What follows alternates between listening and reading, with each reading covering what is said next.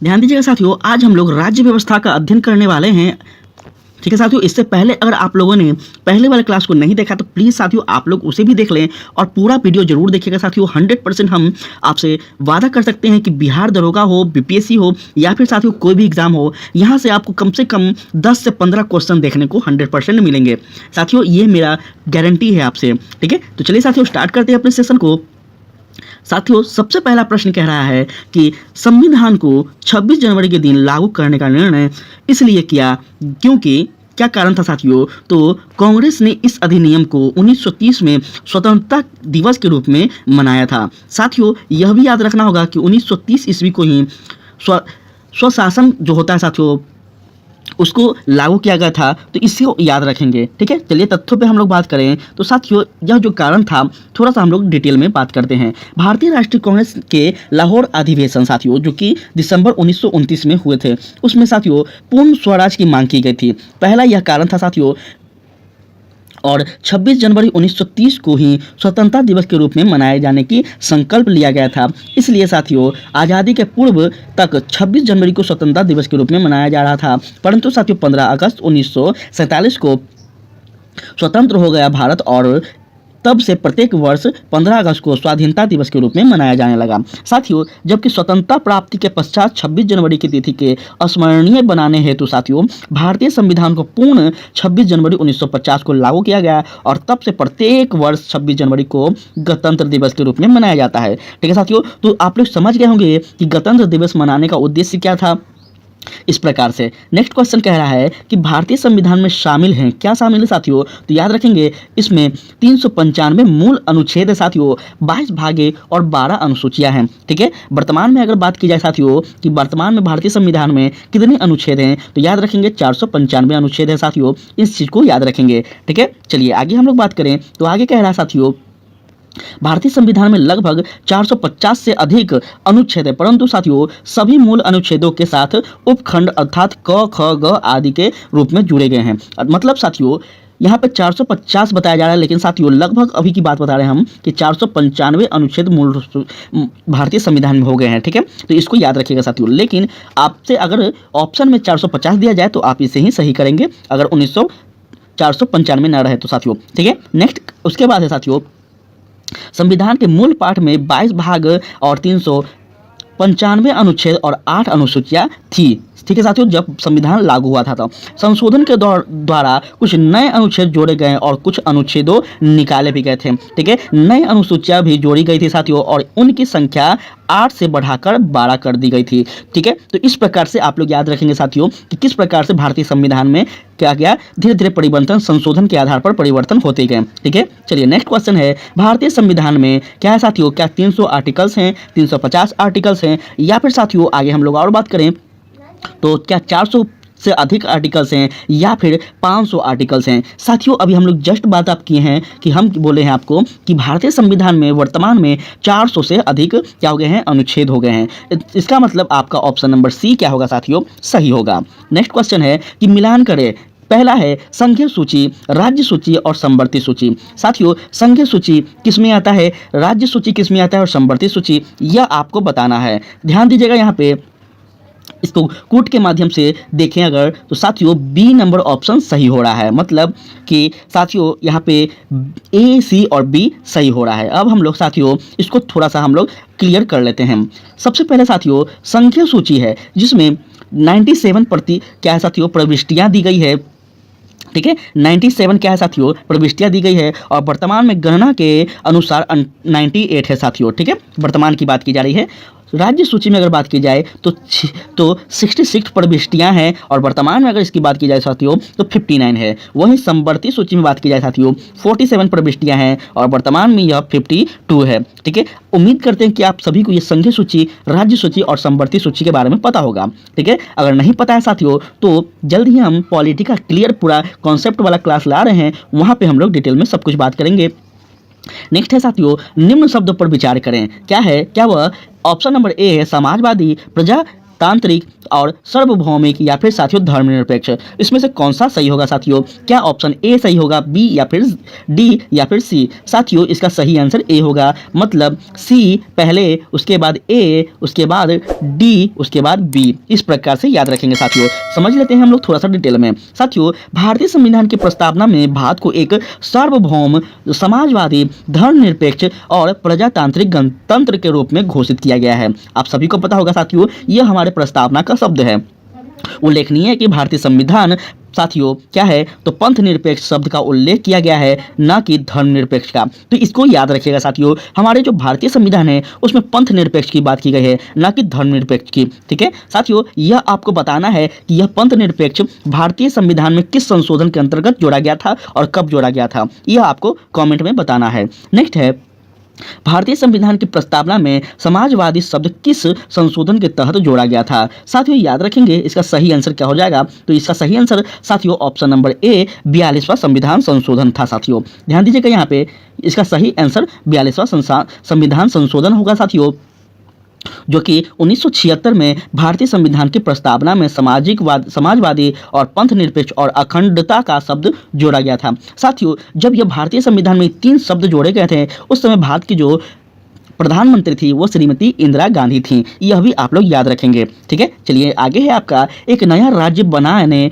में संवैधानिक संशोधन के लिए कैसा बहुमत चाहिए? याद रखिएगा साथियों, एक नया राज्य बनाने हेतु भारतीय संविधान में संशोधन के लिए कैसा बहुमत चाहिए होता है? तो यह आपको साधारण बहुमत चाहिए होता है साथियों, याद रखिएगा।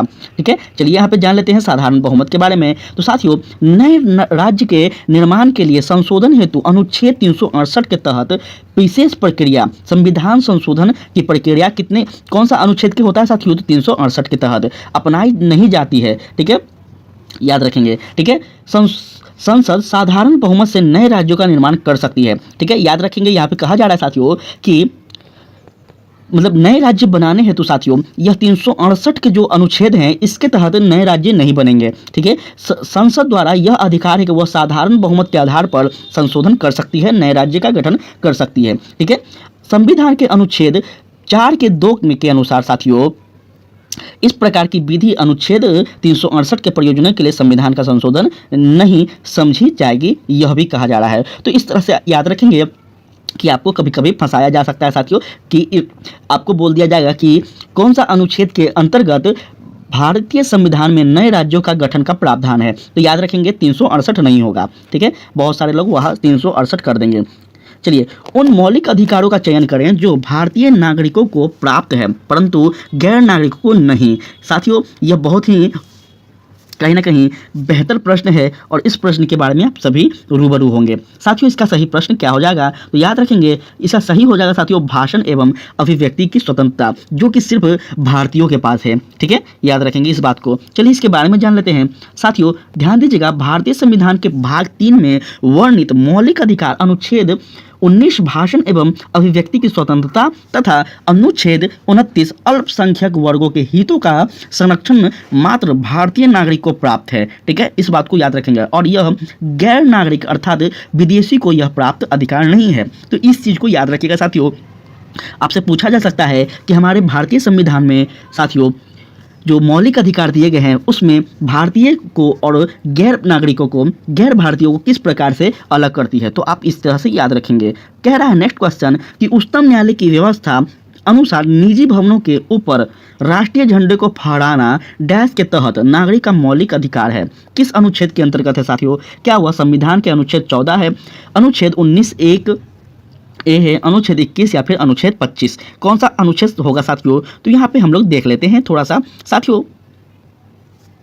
आपका 25 नंबर साथियों यहाँ पे देख लेंगे साथियों। ऑप्शन नंबर बी आपका सही हो रहा है। ऑप्शन नंबर बी सही हो रहा है साथियों। उच्चतम न्यायालय की व्यवस्था के अनुसार निजी भवन के ऊपर राष्ट्रीय झंडा को फहराने का संविधान के अनुच्छेद 19(1) के तहत हर नागरिक का मौलिक अधिकार है। तो यह याद रखिएगा साथियों, यह हमारा क्या है? फंडामेंटल राइट्स है। ठीक है, इसको हम सभी को याद रखना होगा। चलिए नेक्स्ट है आपका कि भारतीय संविधान में संशोधन करके शिक्षा का अधिकार कब जोड़ा गया था? साथियों बहुत इंपॉर्टेंट है और इसका सही आंसर आपके समक्ष इस प्रकार है, 1 अप्रैल 2010 को। ठीक है, चलिए जान लेते हैं इसके बारे में थोड़ा सा डिटेल में। साथियों यहाँ ध्यान दीजिएगा, कह रहा है 46वें संविधान संशोधन अधिनियम 2002 के द्वारा संविधान के भाग 3 में नया अनुच्छेद 21 क जोड़ा गया था, ठीक है, जिसके अनुसार राज्य 6 से 14 वर्ष की आयु के सभी बालकों को क्या करेगी, तो निःशुल्क और अनिवार्य शिक्षा व्यवस्था करेगा, ठीक है। और इस अनुक्रम में साथियों शिक्षा अधिकार अधिनियम 2009 संसद द्वारा पारित किया गया है, जो 1 अप्रैल 2010 को लागू हुआ था, ठीक है। तो इस तरह से चीज़ों को याद रखिएगा साथियों।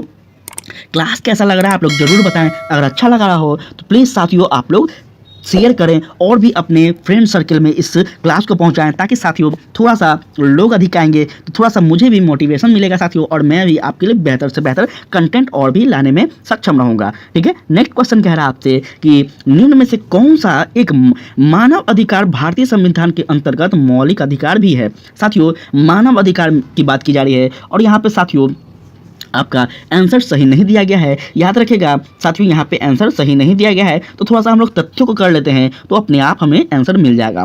ध्यान देंगे भारतीय संविधान के अनुच्छेद 19A क के अनुसार सभी नागरिक को वाक्य स्वतंत्रता, मतलब साथियों बात करने की स्वतंत्रता है, अभिव्यक्ति की स्वतंत्रता का अधिकार है प्राप्त है। साथियों सूचना का अधिकार अभिव्यक्ति के अधिकारों में निहित है, अतः यह मूल अधिकार है साथियों, याद रखेंगे। नेक्स्ट है कि साथियों इसके साथ ही सूचना का अधिकार मानवाधिकार भी है, ठीक है। सूचना का जो अधिकार है वो मानवाधिकार है, मानव का अधिकार साथियों कि हमें अधिकार है कि सरकारें क्या कर रही है, शासन प्रशासन किस प्रकार से चल रहा है साथियों, इसका हमें सूचना मिलना चाहिए क्योंकि हम भारत के नागरिक हैं। साथियों यहाँ ध्यान दीजिएगा कि शिक्षा का अधिकार भी 46वें संविधान संशोधन अधिनियम द्वारा मूल अधिकार ही है, और इस प्रकार से विकल्प ए और सी दोनों क्या है साथियों, तो सही है, ठीक है। तो याद रखेंगे विकल्प ए और सी कह रहा है साथियों सूचना का अधिकार और शिक्षा का अधिकार क्या होगा, आपका सही होगा। नेक्स्ट बात किया जाए तो नेक्स्ट क्वेश्चन पे हम लोग चलते हैं। नेक्स्ट क्वेश्चन कह रहा है कि भारतीय संविधान के भाग 4 में दिए गए निर्देशित सिद्धांतों में निम्न में से कौन से सूचीबद्ध हैं। साथियों ध्यान दीजिएगा, क्या वह समान कार्य के लिए समान वेतन है, समान नागरिक संहिता है, छोटे परिवार का मापदंड है, या फिर प्राथमिक स्तर पर मातृभाषा में शिक्षा है। कौन सही हो जाएगा साथियों, तो यहाँ पे ऑप्शन नंबर बी आपका सही होगा, 1 और 2, ठीक है साथियों, 1 और 2 सही हो रहा है। चलिए हम लोग तथ्य को समझ लेते हैं तो शायद आपका कॉन्सेप्ट क्लियर हो जाएगा।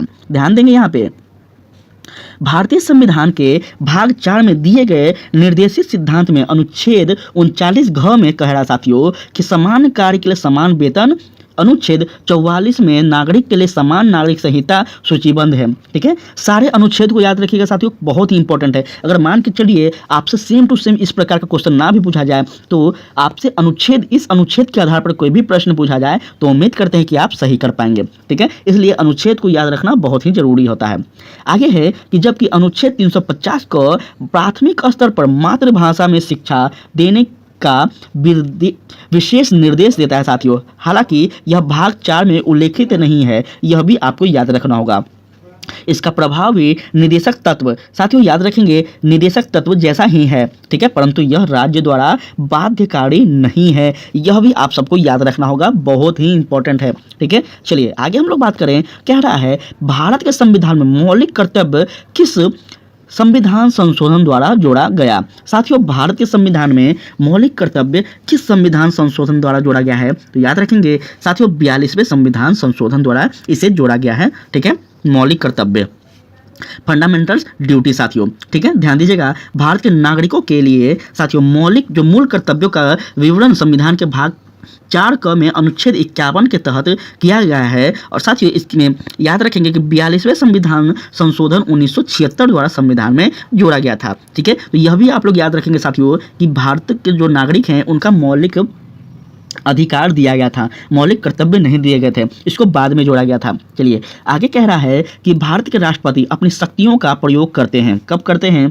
जब सीधे अथवा अपने अधीनस्थ अधिकारियों द्वारा करते हैं। साथियों याद रखेंगे ऑप्शन नंबर ए। साथियों इसके बारे में समझ लेते हैं।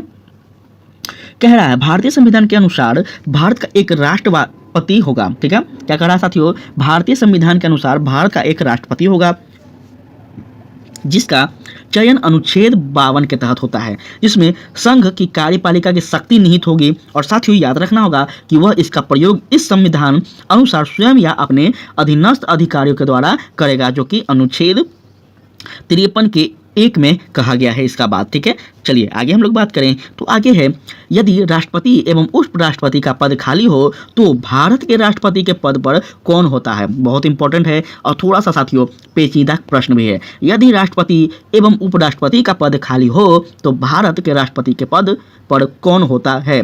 साथियों याद रखेंगे भारत का मुख्य न्यायाधीश होंगे। ठीक है, ऐसे स्थिति में भारत के मुख्य न्यायाधीश उनके क्या होंगे, पदेन होंगे। चलिए आगे बात की जाए साथियों तो आगे इसके बारे में थोड़ा हम लोग समझ लेते हैं। अनुच्छेद 365 के अनुसार यदि मृत्यु या फिर त्यागपत्र अथवा हटाए जाने की स्थिति में साथियों राष्ट्रपति पद रिक्त हो जाए या फिर पद का कार्यभार उपराष्ट्रपति संभालेगा तथा यदि किन्हीं कारणों से उपराष्ट्रपति भी उपलब्ध नहीं हो तो ऐसी स्थिति में साथियों देश के उच्चतम न्यायालय का मुख्य न्यायाधीश या फिर उसके न रहने पर उसी न्यायालय का वरिष्ठतम न्यायाधीश जो है वह क्या होगा साथियों, वह उस समय उपलब्ध है तो राष्ट्रपति के कृत्यों को संपादित करेगा और उनके रिक्त स्थानों की पूर्ति करता है। ठीक है, इस चीज को याद रखेंगे। राष्ट्रपति उत्तराधिकार अधिनियम क्या साथियों याद रखेंगे 1969। ठीक है, चार्ज ऑफ फंक्शन बिल 1969, इसको याद रखेंगे साथियों, बहुत इंपॉर्टेंट है। चलिए आगे हम बात करें तो आगे आपका नेक्स्ट क्वेश्चन है साथियों, श्रीमती प्रतिभा पाटिल का भारतीय गणतंत्र के राष्ट्रपति के रूप में क्रम क्या है। साथियों वह कितने नंबर के भारतीय गणतंत्र के रूप में जो राष्ट्रपति थी, स्वतंत्र भारत के जो राष्ट्रपति की बात की जा रही है तो केमा नंबर पे वो थी, ये आपसे पूछा जा रहा है। तो याद रखेंगे साथियों 12वें नंबर पर थी। ठीक है, 12वें नंबर पर थी। और यह आपको बताना साथियों कि जो भारत की वर्तमान में राष्ट्रपति हैं वह कितने नंबर पे हैं। ठीक है, ये आप लोगों को कमेंट में बताना है, आपके लिए होमवर्क है। चलिए बताइएगा कमेंट में। साथियों यहाँ ध्यान दीजिएगा कथन पे, 19 जुलाई 2007 को भारतीय गणतंत्र के 13वें राष्ट्रपति चुनाव संपन्न हुए थे और साथियों 25 जुलाई 2007 को प्रतिभा देवी सिंह पाटिल ने व्यक्ति अनुसार देश के 12वें राष्ट्रपति के रूप में शपथ ग्रहण किया था। याद रखना होगा कि कार्यकाल के अनुसार उनका क्रम 14वां था और साथियों 25 जुलाई 2017 से देश के 14वें राष्ट्रपति आप याद रखेंगे रामनाथ कोविंद थे। ठीक है साथियों, तो इस चीज को आप लोगों को याद रखना होगा। एक विधेयक जो संसद में प्रस्तुत किया जाता है कौन सी क्रिया के बाद अधिनियम बन जाता है। एक विधेयक जो संसद में प्रस्तुत किया जाता है पूछ रहा है कौन सी क्रिया के बाद वह विधेयक अधिनियम में परिवर्तन हो जाता है। साथियों इसका सही आंसर आपका हो जाएगा जब राष्ट्रपति अपनी सहमति दे देते हैं तब वह क्या होता है साथियों, वह विधेयक अधिनियम में परिवर्तन हो जाते हैं। याद रखिएगा। ध्यान दीजिएगा कि साथियों संविधान के अनुच्छेद 111 में विधेयकों पर राष्ट्रपति की अनुमति से संबंधित उपबंध हैं। ठीक है, और यह भी याद रखना होगा कि एक विधेयक जो संसद में प्रस्तुत किया जाता है वह अधिनियम तभी बन जाता है जब संसद के दोनों सदनों द्वारा पारित हो जाने के बाद राष्ट्रपति उस पर हस्ताक्षर कर अपनी सहमति दे देते हैं। तो साथियों वह कह सकते हैं कि वह अधिनियम क्या बन जाता है साथियों, वह विधेयक अधिनियम में परिवर्तित हो जाती है। ठीक है, तो इसको याद रखेंगे। नेक्स्ट क्वेश्चन कह रहा है कि श्री मोहम्मद हामिद अंसारी का भारत के उपराष्ट्रपति के रूप में क्रम कौन सा है। देख रहे हैं आपसे क्रम भी पूछा जाएगा तो प्लीज आपसे रिक्वेस्ट है कि आप लोग क्रम को भी याद रखेंगे कि भारत में अब तक स्वतंत्र भारत के अब तक कितने प्रधानमंत्री हो गए हैं, कितने राष्ट्रपति हो गए हैं, कितने उपराष्ट्रपति हो गए, तो ये सभी चीज याद रखेंगे। ये सब छोटा छोटा चीज है। इसका साथियों याद रखिएगा यह 12वें स्थान इनका भी था। ठीक है, चलिए जान लेते हैं। श्री मोहम्मद हामिद अंसारी का भारत के उपराष्ट्रपति के रूप में व्यक्ति अनुसार क्रम 12वां था जबकि उपराष्ट्रपति के रूप में क्रमांक 13वां था साथियों। और 11 अगस्त 2017 से एम वेंकैया नायडू देश के 13वें राष्ट्रपति के रूप में थे। यह भी याद रखना होगा। नेक्स्ट क्वेश्चन है साथियों, राष्ट्रीय सुरक्षा समिति का प्रधान कौन होता है। राष्ट्रीय सुरक्षा समिति का प्रधान कौन होता है, याद रखिएगा यह प्रधानमंत्री होते हैं। ठीक है, चलिए जानते हैं साथियों राष्ट्रीय सुरक्षा समिति का प्रधान या अध्यक्ष कह सकते हैं आप, प्रधानमंत्री होते हैं। नेक्स्ट क्वेश्चन है, भारत सरकार का कौन सा अधिकारी सदस्य न होते हुए भी भारतीय संसद की कार्यवाही में भाग लेने का अधिकार रखता है। साथियों बहुत ही बेहतर यह प्रश्न है और उम्मीद करते होंगे कि जो भी स्टूडेंट भारतीय संविधान को और अच्छे से संसद को पढ़े होंगे उसको यह प्रश्न गलती नहीं होगा। ठीक है, ध्यान दीजिएगा क्या वह उपराष्ट्रपति होंगे, अटॉर्नी जनरल होंगे या फिर साथियों ऑप्शन और भी हम लोग देख लेते हैं, क्या वो नियंत्रण एवं महालेखा परीक्षक या फिर चुनाव आयोग। साथियों वह आपका अटॉर्नी जनरल होंगे जिसको हम लोग कह सकते हैं कि एक प्रकार का केंद्र सरकार का वकील होते हैं। ठीक है, इसको याद रखिएगा। साथियों यहाँ ध्यान दीजिएगा कि राष्ट्रपति द्वारा नियुक्त किए जाने वाले महान्यायवादी में ही वही योग्यता होनी चाहिए जो सर्वोच्च न्यायालय के न्यायाधीश के लिए आवश्यक है। ठीक है, इसको याद रखिएगा। भारत का महान्यायवादी संसद का सदस्य नहीं होता है, परंतु वह किसी भी सदनों की किसी संयुक्त बैठक में और संसद की किसी समिति में बोल सकता है, भाग ले सकता है। ठीक है, तो इन चीज़ों को याद रखेंगे। किंतु अपना मत नहीं दे सकता। आपसे पूछा जाएगा तो यहाँ पे गलती नहीं करेंगे। वह किसी भी सदन में बैठ सकता है, बोल सकता है, भाग ले सकता है, परंतु सिर्फ मत नहीं दे सकता है, याद रखिएगा, वोटिंग नहीं कर सकता है। साथियों अनुच्छेद 88 के अंतर्गत महान्यायवादी राष्ट्रपति के प्रत्यार्पण अपना पद धारण करते हैं, तो याद रखेंगे अनुच्छेद 88 बहुत इंपॉर्टेंट है। और अनुच्छेद 76(4) के तहत राष्ट्रपति को उसे पदयुक्त करने का भी अधिकार है, मतलब उसे हटाने का भी अधिकार है। ठीक है, चलिए आगे हम लोग बात करें तो कह रहा है कि साथियों एक गैर सदस्य के रूप में संसद के किसी एक सदस्य की कार्यवाही में भाग ले सकता है। कौन ले सकता है? तो यही महान्यायवादी ले सकते हैं। साथियों याद रखेंगे, यह महान्यायवादी केंद्र सरकार के क्या होते हैं? तो एक कह सकते हैं हम लोग साथियों वकील के रूप में होते हैं, उनके केंद्र सरकार के वकील होते हैं। ठीक है, एक एमपी की सीट को रिक्त घोषित किया जा सकता है यदि वह सदन से लगातार डैश की अवधि के लिए अनुपस्थित रहता है। कब साथियों? तो याद रखेंगे एक पीएम की सीट को रिक्त घोषित किया जा सकता है यदि वह सदन से क्या होगा? 2 माह के लिए क्या होगा साथियों? 2 माह से अधिक अवधि के लिए वह लगातार अनुपस्थित रहें तो उन्हें क्या कर सकते हैं? तो उन्हें पद से हटाया जा सकता है, याद रखिएगा। ठीक है, चलिए जान लेते हैं थोड़ा सा डिटेल में। भारतीय संविधान के अनुच्छेद 101(4) के तहत संसद तथा अनुच्छेद 190(4) के तहत राज्य विधानमंडल के किसी भी सदस्य की सदस्यता तब समाप्त समझी जाती है जब वह 60 दिनों से अधिक अवधि तक सदन में अनुज्ञा या फिर साथियों अनुपस्थित रह सकते हो तो। ठीक है, उसे उसके सभी अधिवेशनों के से अनुपस्थित रहना है और इस अवधि में सदन के 17 स्थान या नियंत्रित 4 से अधिक दिनों के लिए स्थगित समय नहीं छोड़ा जाएगा। ठीक है, तो इस तरह से आप लोग याद रखेंगे साथियों, थोड़ा सा आप। ठीक है, बहुत ही इंपॉर्टेंट है। यहाँ से 100% साथियों आप 69 में बैठेंगे तो आपको पता चलेगा कि यहाँ से कितना ज़्यादा पूर्वावलोकन इंपॉर्टेंट होता है। ठीक है, आपके लिए बिहार दरोगा और बिहार कांस्टेबल के लिए भी हम क्लास लेकर आ रहे हैं। ठीक है साथियों, बार बार बता रहे हैं, तो जो भी साथी जो बिहार दरोगा की तैयारी करने वाले हैं या फिर बिहार कांस्टेबल की, वो सभी इस चैनल से जुड़े रहें। हम जल्द ही उनके लिए बेहतर क्लास, टेस्ट सीरीज और सिलेबस फुल डिटेल में लेकर आ रहे हैं। कह रहा है राज्यसभा में होते हैं, क्या होते हैं? क्या वह 280 सदस्य जिनमें से 20 सदस्य भारत के राष्ट्रपति द्वारा मनोनीत किए जाते हैं, 275 सदस्य जिनमें से 18 सदस्य भारत के राष्ट्रपति द्वारा मनोनीत किए जाते हैं, या फिर 250 सदस्य जिनमें से 12 सदस्य भारत के राष्ट्रपति द्वारा मनोनीत किए जाते हैं। साथियों कौन सा सही होगा? तो ध्यान दीजिएगा, एक ऑप्शन और है, तो यहाँ ध्यान देंगे कि 250 सदस्य जिसमें से 12 सदस्य भारत के राष्ट्रपति द्वारा मनोनीत किए जाते हैं। तो साथियों आपका ऑप्शन क्या हो जाएगा? सी सही हो जाएगा, अर्थात 250 सदस्य हो जाएंगे साथियों, 252 नहीं 250 सदस्य होते हैं जिनमें से 12 सदस्यों का राष्ट्रपति के द्वारा मनोनीत किया जाता है। ठीक है, चलिए जान लेते हैं इनके बारे में थोड़ा सा हम लोग।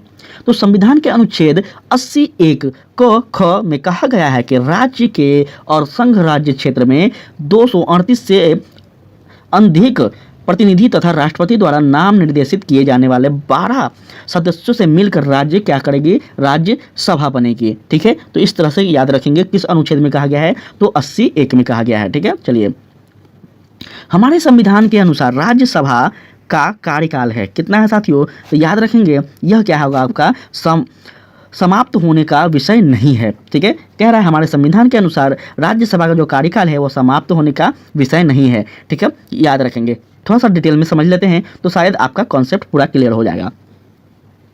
ध्यान दीजिएगा, अनुच्छेद 83(1) के अनुसार राज्यसभा का विखंडन नहीं होता है। क्यों नहीं होता है? क्योंकि साथियों यहाँ पे थोड़ा सा टेक्निकल दिमाग आपको लगाना होगा। साथियों लोकसभा का जो होता है उसका चुनाव होता है, ठीक है, राज्यसभा का चुनाव नहीं होता है। राज्यसभा का अप्रत्यक्ष चुनाव होता है और लोकसभा का प्रत्यक्ष रूप से चुनाव होता है, ये आप सभी को पता होगा। इसलिए साथियों राज्यसभा का विखंडन नहीं होता है, लोकसभा का विखंडन होता है, याद रखेंगे। ठीक है, चलिए इसके तहत इसके 1/3 जो सदस्य होते हैं प्रत्येक 2 वर्ष की क्या करते हैं? समाप्ति पर निवृत्त करते हैं, मतलब निवृत्त हो जाते हैं, मतलब अपने पद को क्या करते हैं साथियों? अपने पद को छोड़ते हैं। ठीक है, हर साल पे। और इस प्रकार राज्यसभा में सदस्यों का कार्यकाल 6 वर्ष होता है। ठीक है, हर 2 साल पे जो सदस्य हैं वो अपने पद को क्या करते हैं साथियों, छोड़ते हैं और नए सदस्य उसमें चयनित होते हैं। तो इस प्रकार से कभी भी राज्यसभा का विखंडन नहीं होता है। ठीक है, याद रखेंगे इस चीज को, बहुत इंपॉर्टेंट था। किस सभा का अध्यक्ष उसका सदस्य नहीं होता है, बहुत इंपॉर्टेंट है, बहुत ज़्यादा इंपॉर्टेंट है। याद रखना होगा, राज्यसभा का जो अध्यक्ष होता है वो क्या होते हैं साथियों, उसका सदस्य नहीं होते हैं। ठीक है, यह इंपॉर्टेंट है, याद रखना होगा आप सभी को। राज्यसभा का जो पदेन सभापति उपराष्ट्रपति होते हैं और वह राज्यसभा का सदस्य नहीं होते, परंतु उनका निर्वाचन जो है वह संसद के दोनों सदनों के सदस्यों के द्वारा होता है। और संविधान के अनुच्छेद 89 के 1 एवं अनुच्छेद 64 के अनुसार साथियों वह राज्यसभा का पदेन सभापति होते हैं। यह भी आप लोग याद रखेंगे। ठीक है, बहुत इंपॉर्टेंट था यह प्रश्न। साथियों, राज्यसभा का पदेन अध्यक्ष कौन होता है? जो राज्यसभा का पदेन अध्यक्ष होते हैं वह आप याद रखेंगे आपका उपराष्ट्रपति हो जाएंगे। अभी जस्ट हम लोग ऊपर के सेगमेंट में इस चीज़ को भी देखे थे। नेक्स्ट है आपका कि निम्नलिखित कथनों में से कौन सा सही नहीं है। कह रहा है निम्नलिखित कथनों में से कौन सा सही नहीं है। साथियों याद रखिएगा, आपका यहाँ पे हम लोग देख लेते हैं। ऑप्शन नंबर बी कह रहा है साथियों कि ऑप्शन नंबर बी सही नहीं है। ऑप्शन नंबर बी कह रहा है, क्या है साथियों, ध्यान दीजिएगा, धन विधेयक की शुरुआत राज्यसभा में होती है। इसका जो कथन है यह सही नहीं है। कैसे सही नहीं है, थोड़ा सा यहाँ डिटेल में हम बात करते हैं तो आपको कॉन्सेप्ट क्लियर हो जाएगा। अनुच्छेद 109 के 1 के अनुसार धन विधेयक जो है वो राज्यसभा में पूर्ण स्थापित नहीं किया जाएगा। साथ ही अनुच्छेद 109(2) में कहा गया है कि राज्यसभा को धन विधेयक 14 दिन की अवधि में पारित करना होगा। और साथियों, राज्यसभा की सिफारिश सहित विधेयक लोकसभा को 14 दिनों में वापस भी करना होगा। ठीक है, तो यह बात थोड़ा सा याद रखिएगा। इससे ज्ञान होता है कि राज्यसभा धन संबंधित मामलों में क्या है तो शक्तिहीन है। कौन शक्तिहीन है? राज्यसभा। बल्कि लोकसभा जो धन विधेयक है वह लोकसभा उसमें मजबूत है और राज्यसभा उसमें मजबूत नहीं है। इससे आपको यह स्पष्ट हो रहा होगा। नेक्स्ट है कि धन विधेयक पेश किया जा सकता है। कब किया जा सकता है साथियों, याद रखेंगे, धन विधेयक केवल आपका लोकसभा में पेश होगा, ना कि राज्यसभा में। ठीक है, याद रखेंगे इसे, धन विधेयक साथियों लोकसभा में पेश किया जा सकता है। नेक्स्ट है कि लेखानुदान बना है साथियों कब, याद रखेंगे, यह बजट पारित लंबित होने के कारण निधि आवंटन हेतु लेखानुदान बना है। ठीक है, चलिए जान लेते हैं लेखानुदान के बारे में, समझेंगे यहाँ पे साथियों। विनियोग विधेयक पारित होने के बाद ही क्या होता है तो समेकित कोष से कोई रकम निकाली जा सकती है, किंतु यदि सरकार के वित्तीय वर्ष के अंत में बदलाव आए और नई सरकार विनियोग विधेयक परंतु नहीं लाए साथियों, तो याद रखेंगे क्या लेंगे, विनियोग विधेयक तुरंत अगर नहीं लाते हैं तो याद रखेंगे ऐसे परिस्थिति में किसी अन्य कारण से विनियोग विधेयक को पारित होने के पहले ही रुपया की आवश्यकता हो तो साथियों अनुच्छेद 116 के क के तहत क्या होगा तो लोकसभा लेखानुदान पारित कर सकता है और इसके लिए क्या करेगा, वह एक अग्रणीय राशि मंजूर कर सकती है। ठीक है, इसकी मांग कर सकती है। अनुच्छेद 116 में यह व्यवस्था है कि यदि आकस्मिक परिस्थितियों में सरकार को बहुत अधिक धन की आवश्यकता हो, कि कोई ऐसा परिस्थिति, ठीक है, कोई ऐसा परिस्थिति जो अचानक आए, आकस्मिक परिस्थिति उसे कहते हैं जो अचानक आए, किसी को भी पता नहीं हो, अचानक कोई संकट आ गया, वैसे स्थिति में साथियों जैसे युद्ध के समय हो, संसद सकल राशि की क्या करता है स्वीकृति दे सकती है और इस अनुदान का क्या करता है वोट फॉर क्रेडिट के तहत क्या करते हैं साथियों कहते हैं। ठीक है, तो इसको याद रखेंगे, बहुत इंपॉर्टेंट है, इस पे आप याद रखेंगे, काफ़ी इंपॉर्टेंट है। चलिए उसके बाद हम लोग बात करें तो नेक्स्ट है आपका, वह हम लोग देख लेते हैं। नेक्स्ट है लोक लेखा समिति अपनी रिपोर्ट प्रस्तुत करती है कब, जब साथियों लोकसभा के स्पीकर को, किसको, लोकसभा के स्पीकर को क्या किया जाता है साथियों तो लोक लेखा समिति अपनी रिपोर्ट को प्रस्तुत करती है। याद रखना होगा आप सभी को। ध्यान दीजिएगा, यहाँ पे थोड़ा डिटेल में बात की जा रही तो साथियों लोक लेखा समिति पब्लिक अकाउंट कमेटी द्वारा अपनी रिपोर्ट लोकसभा के स्पीकर को प्रस्तुत की जाती है। साथियों यह सरकार के वित्तीय खर्च का लेखा जोखा रखती है। कौन? लोक लेखा समिति। याद रखेंगे, लोक लेखा समिति लोक व्ययों पर नियंत्रण रखने वाली एक संसदीय समिति है और इनमें लोकसभा के 15 और राज्यसभा के 7 सदस्य समेत कुल 22 सदस्य होते हैं साथियों। ठीक है, इसका उद्देश्य लोक व्यय के दुरुपयोग एवं अनियमितताओं को सदन के समक्ष उजागर करना होता है। यह उन लोक प्राधिकारी के विरुद्ध कार्यवाही की भी सिफारिश करती है। और साथियों याद रखिएगा कि जो व्यय के दुरुपयोग कर हेतु उत्तरदायी पाए जाते हैं, समिति नियंत्रण एवं महालेखा परीक्षण की रिपोर्ट को आधार मानकर लोक व्यय का प्रतिचिक्रण करती है और सामान्यतः विपक्ष के लोग सभा सदस्य को इसका अध्यक्ष नियुक्त किए जाने की प्रथा आप देखेंगे। तो साथियों यह 1967 से 1968 में यह प्रथा प्रारंभ होती है। लोक लेखा समिति के जो अध्यक्ष की नियुक्ति लोक सभा के अध्यक्ष के द्वारा की जाती है, यह भी याद रखेंगे। ठीक है, तो इंपॉर्टेंट है, यह सभी चीज याद रखेंगे। निम्नलिखित कथनों में से कौन सा कथन सही नहीं है? साथियों याद रखेंगे कौन सा कथन सही नहीं है कह रहा है, तो ऑप्शन सी होगा साथियों, सर्वोच्च न्यायालय कोर्ट मार्शल को छोड़ अन्य किसी की भी उच्च न्यायालय या फिर अदालतों की सुनवाई कर सकता है। ठीक है, तो यह कथन जो है यह क्या है साथियों, सही नहीं है, याद रखेंगे। चलिए जान लेते हैं थोड़ा सा इसके बारे में। तो साथियों सशस्त्र सेना न्यायाधिकरण अधिनियम 2007 के प्रावधान के अनुसार कोर्ट मार्शल की अपील सर्वोच्च न्यायालय में की जा सकती है। ठीक है, तो इसको याद रखिएगा, इंपॉर्टेंट है। नेक्स्ट क्वेश्चन है, राज्य सरकार का कार्यकारी अध्यक्ष या फिर संवैधानिक प्रमुख कौन है? साथियों राज्य सरकार का कार्यकारी, और आप सबको पता होगा कि जो इसके अध्यक्ष या फिर संवैधानिक जो प्रमुख होंगे वह आपके राज्यपाल होंगे। ठीक है, राज्य के जो संवैधानिक प्रमुख होते हैं वो राज्यपाल होते हैं। वहीं देश की अगर बात की जाए संवैधानिक प्रमुख की, तो वो हमारे क्या हो जाएंगे, राष्ट्रपति हो जाएंगे। ठीक है साथियों, इस चीज को याद रखेंगे, छोटे छोटे प्रश्न हमेशा एग्जाम में गलती कर देते हैं। चलिए संविधान के अनुसार साथियों याद रखिएगा, संविधान के अनुच्छेद 154(1) के अनुसार राज्य की कार्यपालिका की शक्ति राज्यपालिका में निहित है। ठीक है, जिसका प्रयोग वह इस संविधान के अनुसार स्वयं या अपने अधीनस्थ अधिकारियों के द्वारा करेगा। ठीक है, तो इस प्रकार से याद रखेंगे कि राज्यपाल की जो नियुक्ति है साथियों वह 154 है और राष्ट्रपति की नियुक्ति अनुच्छेद 52 है। ठीक है, तो इस तरह से चीज़ों को याद रखिएगा, मिलाकर चलिएगा तो चीज़ आपको ज़्यादा समझ में आएगा। कहता है कि एक उच्च न्यायालय का न्यायाधीश अपना त्याग पत्र संबोधित करता है कब? साथियों जब याद रखेंगे राष्ट्रपति को, किसको करता है? राष्ट्रपति को करता है। ठीक है, एक उच्च न्यायालय का जो न्यायाधीश है वह अपना त्याग पत्र किसको देता है? तो राष्ट्रपति को देता है।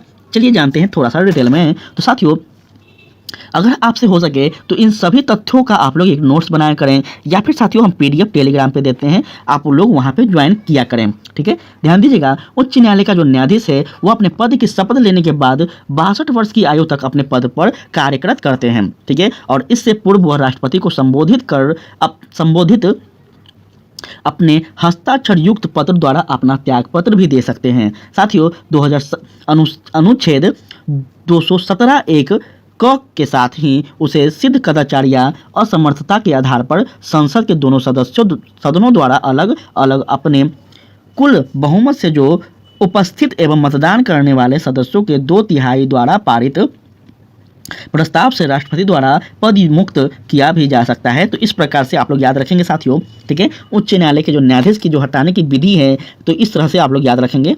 ठीक है, चलिए उसके बाद कह रहा है कि भारत में चलित न्यायाधीश, ठीक है, मोबाइल कोर्ट इसका मानसून पुत्र, ठीक है, इसका मानस पुत्र है। ठीक है, साथियों भारत में चलित न्यायालय किसका कह सकते हैं कि मानस पुत्र है? साथियों याद रखिएगा यह आपका हो जाएगा डॉक्टर APJ अब्दुल कलाम के द्वारा। ठीक है, चलिए जान लेते हैं थोड़ा डिटेल में। 4 अगस्त 2007 को हरियाणा के मेवात जिले में स्थित पुन्हाना में देश की पहली मोबाइल, ठीक है साथियों, मोबाइल संघन, जिसका हिंदी होता है सघन अदालत का उद्घाटन किया गया था और इसका शुभारंभ भारत के तत्कालिक मुख्य न्यायाधीश जी के बालकृष्ण ने की थी। साथियों यह भी याद रखेंगे। इसका उद्देश्य सुदूर एवं पिछड़े इलाकों तक न्यायिक व्यवस्था का लाभ पहुंचाना था और इस प्रकार के न्यायालयों की परिकल्पना सर्वप्रथम भूतपूर्व राष्ट्रपति डॉक्टर APJ अब्दुल कलाम जी ने किया था। तो इसके द्वारा याद रखेंगे साथियों, बहुत इंपॉर्टेंट है। ठीक है, नेक्स्ट है, ध्यान दीजिएगा, किस अनुच्छेद के अनुसार भारत के राष्ट्रपति द्वारा राष्ट्रीय आपातकाल की घोषणा की जा सकती है? यह बहुत ही फेमस प्रश्न है और बहुत ही बार पूछा गया यह प्रश्न है। साथियों 352 के अनुच्छेद के अंतर्गत भारत के राष्ट्रपति क्या करेंगे? तो राष्ट्रीय आपातकाल की घोषणा कर सकते हैं, इस चीज़ को याद रखिएगा। ठीक है, चलिए बात किया जाए आगे। तो यहाँ पे समझ लीजिएगा साथियों, देखिए पूरा 352 जो अनुच्छेद है यह पूरा डिटेल में दिया गया है। ठीक है, साथियों, राष्ट्रपति को इस बात का समाधान हो जाए कि गंभीर आपात स्थिति विद्यमान है या होने के निकट है, तो साथियों इससे जिसमें युद्ध, ब्रह्मा आक्रमण या फिर सशस्त्र विद्रोह से भारत या उसके किसी भी भाग में संकट पैदा हो सकता है, तो इस अनुच्छेद का प्रयोग कर क्या करेंगे, तो राष्ट्रपति इस अनुच्छेद का मतलब समझ सकते हैं कि साथियों राष्ट्रपति को ऐसा प्रतीत हो जाए कि भारत में क्या हो सकता है, युद्ध हो सकते हैं, ब्रह्मा आक्रमण हो सकते हैं, सशस्त्र विद्रोह हो सकते हैं या फिर किसी भी भाग पे संकट पैदा हो सकता है, तो ऐसे परिस्थिति में साथियों राष्ट्रपति अपने विवेक के अनुसार भारत में अनुच्छेद 372 के तहत क्या कर सकते हैं, इमरजेंसी लगा सकते हैं। ठीक है, अनुच्छेद 352 के तहत अनुच्छेद 352 के आंतरिक अशांति के स्थान पर 44वें संशोधन जो कि 1978 में सशस्त्र विद्रोह प्रतिस्थापित किया गया था, यह भी याद रखिएगा।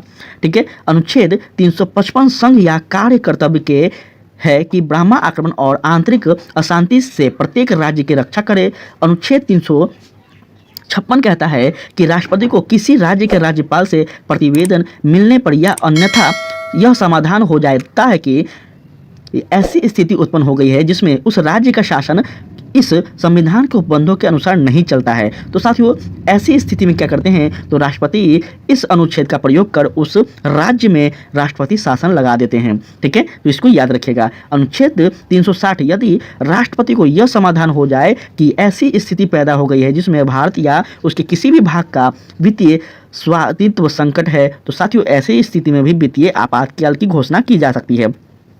इमरजेंसी 3 प्रकार के होते हैं साथियों, याद रखिएगा। ठीक है, आपसे पूछा जा सकता है। नेक्स्ट क्वेश्चन कह रहा है केंद्र और राज्य व्यवस्थापिका के लिए मतदान की न्यूनतम उम्र सीमा 21 वर्ष से घटाकर 18 वर्ष की गई। कब की गई थी, तो याद रखेंगे 61वें संविधान संशोधन में। ठीक है, 1989 में याद रखिएगा इस चीज़ को। 61वें संविधान संशोधन अधिनियम 1988 द्वारा मताधिकार की आयु जो थी वह 21 वर्ष से घटाकर क्या कर दी गई थी, तो 18 वर्ष कर दी गई थी, जो कि 28 मार्च साथियों 1989 से प्रभावी रूप से लागू हुआ था। नवयुवकों द्वारा 18 वर्ष की आयु पर मताधिकार की पहली बार प्रयोग साथियों नवंबर 18, 1989 में संपन्न हुआ और 9वीं लोकसभा के आम चुनाव में इसका सर्वप्रथम प्रयोग किया गया था, याद रखिएगा। ठीक है, बहुत इंपॉर्टेंट है। अगर इतना आप पूर्वावलोकन का जो भी आप पढ़ रहे हैं किसी के सामने आप अपना इस तरह से प्रदर्शन कर दें, तो साथियों मतलब समझ रहे हैं कि आपका लेवल किस लेवल का होगा, वो आप सामने वाला व्यक्ति ही जानेगा। ठीक है, इसलिए पूर्वावलोकन इज द बेस्ट होता है साथियों। किसी भी एग्जाम के लिए पूर्वावलोकन बहुत ही बेस्ट है। आम चुनाव में मतदान की आयु 21 वर्ष से घटाकर 18 वर्ष कर दी गई थी। तो अभी जस्ट हम लोग देखें 61वें संविधान संशोधन में। नेक्स्ट बात की जाए तो भारतीय संविधान की 8वीं अनुसूची में मान्य सरकारी भाषणों की संख्या है 16 है, 17 है या फिर साथियों ध्यान दीजिएगा यहाँ पे 18 है या फिर 20 है। तो साथियों इसकी जो भाषा है वो 18 है, याद रखिएगा। ठीक है, चलिए बात की जाए थोड़ा डिटेल में। तो साथियों 92 संविधान संशोधन जो कि 2003 में हुआ था, उससे पूर्व संविधान की 8वीं अनुसूची में शामिल भाषाओं की संख्या कितनी थी, तो 18 थी, जो इस संशोधन के बाद अब 22 हो गई है।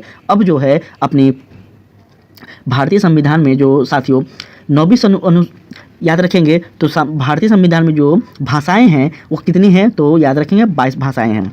ठीक है, चलिए बात की जाए। साथियों यह भी याद रखिएगा कि भोजपुरी हो गए, कुछ अन्य भाषाएं हैं जिसकी मांग की जा रही है, लेकिन यह संसद के द्वारा पारित नहीं हो रहा है, इस पर कोई बहस चल रहा है। बहुत सारे ऐसे लोग हैं जो क्षेत्रीय भाषा को भी मांग कर रहे हैं, लेकिन यह नहीं पूरा हो पा रहा है। ठीक है, तो इस चीज़ को ध्यान रखिएगा। CDP एवं NES के पूर्ण गठन के लिए 1957 में साथियों NDP द्वारा स्थापित समिति का नाम बताएं जिससे ग्रामीण स्थानीय सरकार की त्रिस्तरीय प्रणाली का सुझाव दिया था। बहुत इंपॉर्टेंट है, इसका सही हो जाएगा बलवंत राय मेहता समिति। ठीक है साथियों, और ये बहुत ही फेमस समिति है। वर्ष 1952 के प्रारंभ में सामुदायिक विकास कार्यक्रम CDP साथियों और वर्ष 1953 में प्रारंभ राष्ट्रीय विस्तार योजना NES के पूर्ण गठन के लिए राष्ट्रीय विकास परिषद द्वारा बलवंत राय मेहता समिति का गठन किया गया था। और साथियों 1957 में यह क्या हुआ था, तब बना था। इस समिति ने ग्रामीण क्षेत्रों में त्रिस्तरीय पंचायत प्रणाली का अनुसंधान किया था, तो याद रखेंगे इन्हीं के द्वारा बात की गई थी त्रिस्तरीय पंचायत समिति का। निम्नलिखित विशेषताओं में से केंद्रीय शासन व्यवस्था के लिए कौन सा सही नहीं है? साथियों याद रखेंगे यह आपका हो जाएगा बड़े देशों के लिए आदर्श। ठीक है, चलिए जान लेते हैं। साथियों केंद्र शासन व्यवस्था में सर्वोच्च सत्ता में केंद्र प्राधिकरण और उसकी विभिन्न अनुषंगीय इकाइयों के बीच बट जाती है। इसलिए आमतौर पर संघीय व्यवस्था में दो स्तर पर सरकारें होती है, एक केंद्र स्तर पर, एक राज्य स्तर पर। ठीक है, एक केंद्र स्तर पर, एक राज्य स्तर पर। तो ठीक है, अलग अलग स्तर की सरकारें एक ही नागरिक समूह पर शासन करती है, पर कानून बनाने पर, वसूलने और प्रशासन में उसका अपना अपना अधिकार क्षेत्र होता है। अतः केंद्रीय शासन व्यवस्था में त्वरित निर्णय, लचीलापन एवं कानून की एकरूपता पर का क्या होता है साथियों, तो परिचायक होता है। परंतु एक छोटे देश के लिए आदर्श व्यवस्था होनी चाहिए, न कि बड़े देशों के लिए। ठीक है, तो इस तरह से याद रखेंगे चीज को। कहता है साथियों कि विकेंद्रीकरण प्रणाली की सिफारिश किसने की थी? याद रखेंगे यह बलवंत राय मेहता की समिति के द्वारा ही किया गया था। और इसका साथियों हम लोग तथ्यों की अगर बात की रहे हैं तो यहाँ पे आप देख सकते हैं इसके तथ्य के बारे में। सर्वप्रथम बलवंत राय मेहता ने नवंबर 1957 में पंचायती राज पर अपनी सिफारिश प्रस्तुत की थी साथियों, याद रखिएगा। ठीक है, जिसमें उन्होंने प्रजातांत्रिक विकेंद्रीकरण की सिफारिश भी की थी और इसके अनुसार 3 स्तरों पर पंचायती राज संस्थाओं का गठन होना था, जिसे जिला स्तर, ब्लॉक स्तर और ग्राम स्तर की बात की गई थी, जो कि वर्तमान में आज भी आप देखते होंगे। ठीक है, यह उन्हीं की देन है, इसी समिति की देन है साथियों।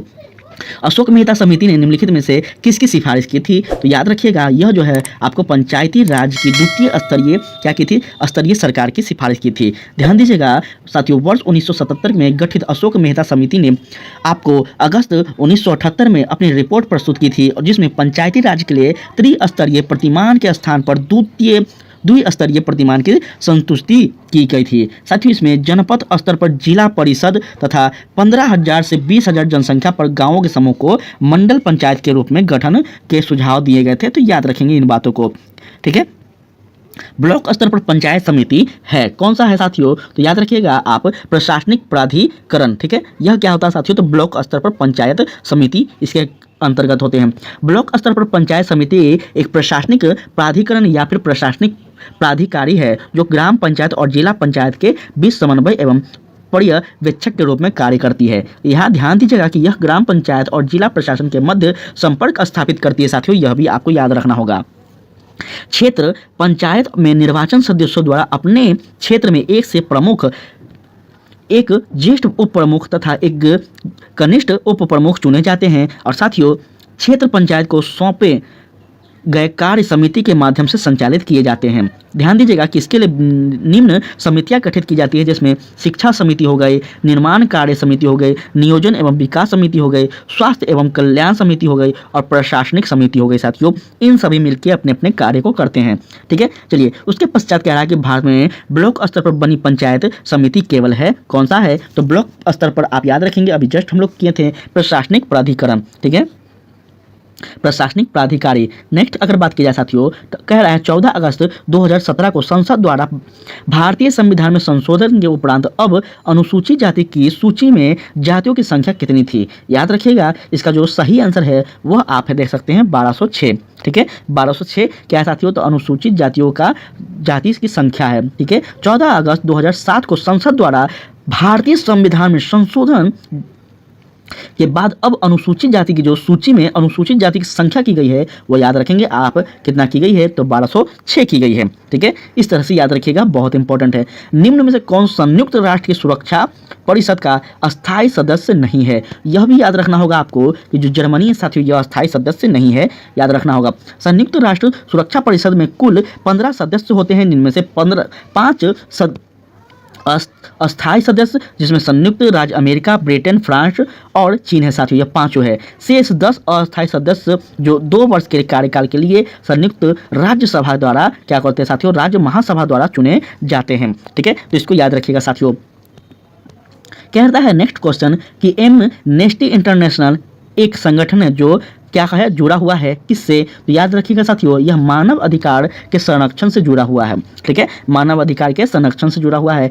एमनेस्टी इंटरनेशनल एक विश्वव्यापी मानव अधिकार आंदोलन है और साथियों इसकी स्थापना वर्ष 1961 में लंदन के एक बैरिस्टर पीटर बेनेसन ने की थी। ठीक है, नाम याद रखेंगे, बैरिस्टर पीटर बेनेसन ने की थी। वर्ष 1961 में पीटर बेनेसन ने क्या किया था साथियों? तो विश्व में हो रही अनैतिक गिरफ्तारी के विरुद्ध द फॉरगेटेन प्रिजन्स नामक एक लेख लिखा था। ठीक है, तो बहुत इंपॉर्टेंट है, इनके लेख को भी याद रखेंगे साथियों। कब लिखा गया था तो याद रखिएगा 1961 में लिखा गया था साथियों। इनका जो नाम था द फॉरगेटेन प्रिजनर्स नामक एक लेख था। और साथियों एमनेस्टी इंटरनेशनल उन्हीं के विचारों का एक क्या है तो मूर्त रूप से है और इसका मुख्यालय लंदन में है। ठीक है, तो इस चीज़ को याद रखिएगा आप लोग, काफ़ी इंपॉर्टेंट है। चीन की समाचार एजेंसी का क्या नाम है साथियों? चीन की जो समाचार एजेंसी है वह है न्यू चाइना न्यू एजेंसी। ठीक है, चलिए जानते हैं थोड़ा सा। न्यू चाइना न्यू एजेंसी जिसे सिंघुआ न्यूज एजेंसी भी कहते हैं। ठीक है साथियों, सिंघुआ न्यूज एजेंसी, वहाँ चाइना में इसे सिंघुआ न्यूज एजेंसी कह जाते हैं।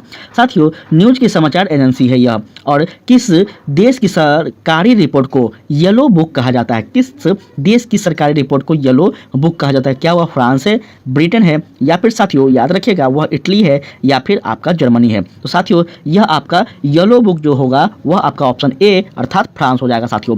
फ्रांस के में येलो बुक फ्रांस सरकार की सरकारी रिपोर्ट को कहा जाता है, याद रखिएगा इस कथन को। ठीक है, नेक्स्ट है साथियों आपका, वह है भारत के प्रथम विधि विश्वविद्यालय की स्थापना अगस्त 1987 में कहाँ हुई थी? तो यह याद रखिएगा साथियों, यह बंगलुरु में हुई थी।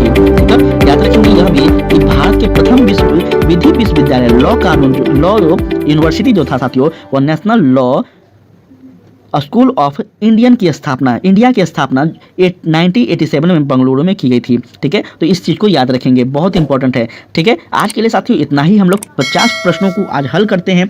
नेक्स्ट हम लोग आगे कल के सेशन में बात करेंगे। साथियों कैसा लगा वीडियो आप लोग जरूर बताइएगा। अगर थोड़ा सा भी आपको समझ में नहीं आ रहा हो, प्रॉब्लम हो रहा हो, साथियों तुरंत हमें कॉमेंट कीजिए आप, ताकि हम अपने गलती को सुधार पाएँ। ठीक है, तो आप लोग कॉमेंट जरूर किया करें, कुछ भी करें, क्या पढ़ना है आप लोग को, किस तरह से पढ़ना है, ठीक है, क्या डिमांड है, ये सब भी आप कमेंट करें, तब हमें पता चलेगा कि आपको क्या चाहिए क्या नहीं। ठीक है, तो प्लीज़ आप लोग कमेंट कीजिए। और बिहार दरोगा के लिए हम बार बार बोल रहे हैं, जल्द ही आपका बैच आ रहा है बिहार दरोगा, बिहार कांस्टेबल के लिए। ठीक है, तो आप लोग चैनल से जुड़े रहें। जो भी अभ्यर्थी बिहार में जो भी वैकेंसी आएगा सब कुछ आपको यहाँ मिलेगा साथियों। थोड़ा सा पेशेंस बनाए रखें। टेलीग्राम पर जरूर आप लोग ज्वाइन कर लीजिएगा, यहाँ पे हम आपको तुरंत अभी PDF अपलोड कर देंगे। ठीक है, तो आज के लिए इतना ही। जय हिंद। क्वेश्चन नंबर 50 तक हम लोग अध्ययन किए थे। ठीक है, 51 नंबर से आज हम लोग अध्ययन करेंगे साथियों, तो ध्यान दीजिएगा। यहाँ सबसे पहला प्रश्न आपका कह रहा है कि सीमा सुरक्षा बल की स्थापना कब की गई थी? बहुत इंपॉर्टेंट प्रश्न है और याद रखेंगे इसका सही आंसर आपका 1970 हो जाएगा। ठीक है, चलिए तथ्यों के बारे में अगर बात किया जाए तो थोड़ा सा यहाँ ध्यान दीजिएगा कि जो सीमा सुरक्षा बल है BASF जिसे कहा जाता है, इसका गठन 1 दिसंबर 1965 को किया गया था। जो भारत तथा पड़ोसी देशों की क्या करते हैं तो सीमाओं पर तैनात किए जाते हैं। और इसका मुख्यालय कहाँ है तो याद रखेंगे यह आपका नई दिल्ली में है। ठीक है, तो इस प्रकार से आप लोग चीज़ों को याद रखेंगे। चलिए उसके बाद नेक्स्ट क्वेश्चन कह रहा है आपका, भारतीय संविधान को संविधान सभा द्वारा अंगीकृत किया गया था। बहुत इंपॉर्टेंट है, अंगीकृत किया गया था। तो किया गया था कब तो याद रखेंगे आपका 26 नवंबर 1949 को किया गया था। ठीक है, अंगीकृत किया गया था, याद रखेंगे शब्दों को। चलिए ध्यान दीजिएगा, यहाँ पे आप इसके बारे में थोड़ा सा जान लीजिएगा। तो यहाँ है कि भारतीय संविधान की जो उद्देशिका है जिसे हम प्रस्तावना भी कहते हैं, इसमें उल्लेख किया गया है कि 26 नवंबर 1949 को भारत के लोगों ने संविधान को क्या किया था तो अंगीकृत, अधिनियमित और आत्मनिर्मित किया था। ठीक है, तो इस बात को याद रखेंगे। और संविधान को अपनाने एवं उसके पूर्ण होने, पारित होने तथा उसको अंतिम रूप देने का तारीख जो है वह आपका 26 नवंबर 1949 को ही माना जाता है। ठीक है, तो इसे याद रखेंगे। इसी दिन नागरिकता अतः कालीन संसद और अस्थायी और संक्रमक कालीन उपबंध लागू किए गए थे। और यहाँ सबसे इंपॉर्टेंट बात ध्यान दीजिएगा कि संविधान के शेष उपबंध जो हैं बचे हुए थे वह 26 जनवरी 1950 को क्या हुआ था प्रभावित रूप से पारित किया गया था। अतः संविधान के पूर्ण रूप से लागू होने का जो तिथि है वह पूर्ण रूप से क्रियान्वित होने की तिथि कौन सा है तो याद रखेंगे, आपसे पूछा जाए तो 26 जनवरी 1950 को ग्रहण किया गया था। अंगीकृत अगर पूछा जाए आपसे तो याद रखेंगे 26 जनवरी 1950 को अपनाया गया था, लेकिन अंगीकृत कब किया गया था 26 नवंबर 1949 को। ठीक है, तो थोड़ा सा यहाँ पे डिफरेंसेस है तो आप लोग याद रखिएगा।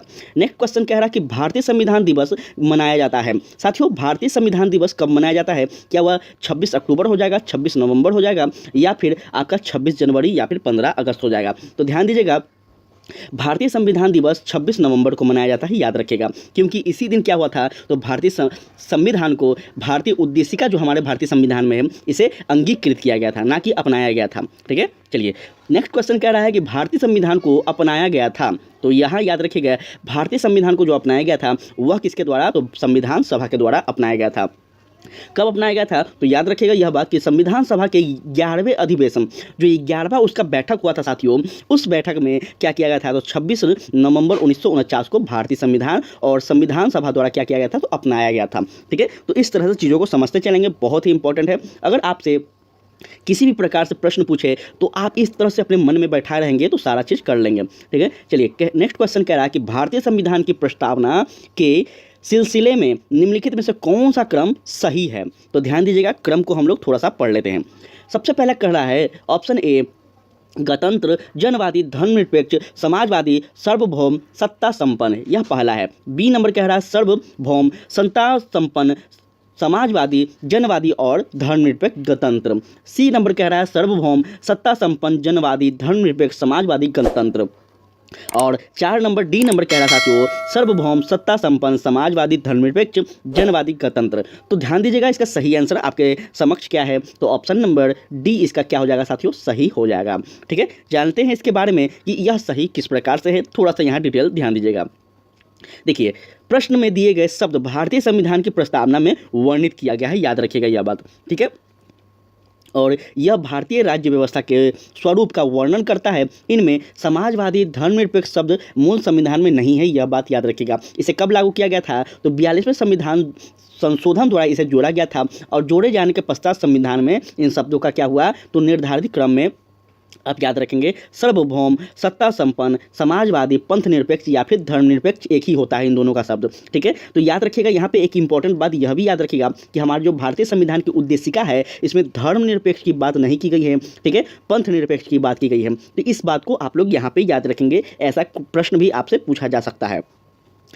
उसके बाद कह रहा है जनवादी, गणतंत्र, ये सभी क्या है साथियों, तो ध्यान रखने योग्य तथ्य हैं जो कि संविधान में उल्लेखित शब्द हैं, और संपूर्ण प्रभुत्व संपन्न, समाजवादी, पंथ निरपेक्ष, लोकतंत्रात्मक गणराज्य, ये सभी जो है यह इंपॉर्टेंट है आपके लिए। ठीक है, चलिए नेक्स्ट क्वेश्चन कह रहा है आपका कि भारतीय संविधान की प्रस्तावना में भारत को किस रूप में घोषित किया गया है, तो यहाँ पे यह बहुत ही इंपॉर्टेंट प्रश्न है, और इसका सही आंसर क्या होगा, तो याद रखेंगे ऑप्शन नंबर सी कह रहा है एक सार्वभौम, समाजवादी, धर्मनिरपेक्ष और प्रजातांत्रिक गणतंत्र जो हो जाएगा साथियों, इसका सही आंसर हो जाएगा। ठीक है, चलिए नेक्स्ट क्वेश्चन हम लोग देख लेते हैं, तो यहाँ ध्यान दीजिएगा नेक्स्ट क्वेश्चन आप, ठीक है, ध्यान दीजिएगा, कहता है भारत में लौकिक सार्वभौमिकता है क्योंकि संविधान की प्रस्तावना आरंभ होती है किससे, तो हम भारत के लोग। बहुत इंपॉर्टेंट है, बहुत ही इंपॉर्टेंट यह शब्द है, तो याद रखिएगा, और यह हर भारतीयों को याद रखना चाहिए कि जो हमारे भारतीय संविधान की जो प्रस्तावना है, इस प्रस्तावना में सबसे पहले अगर आपसे पूछा जाए किस शब्दों से,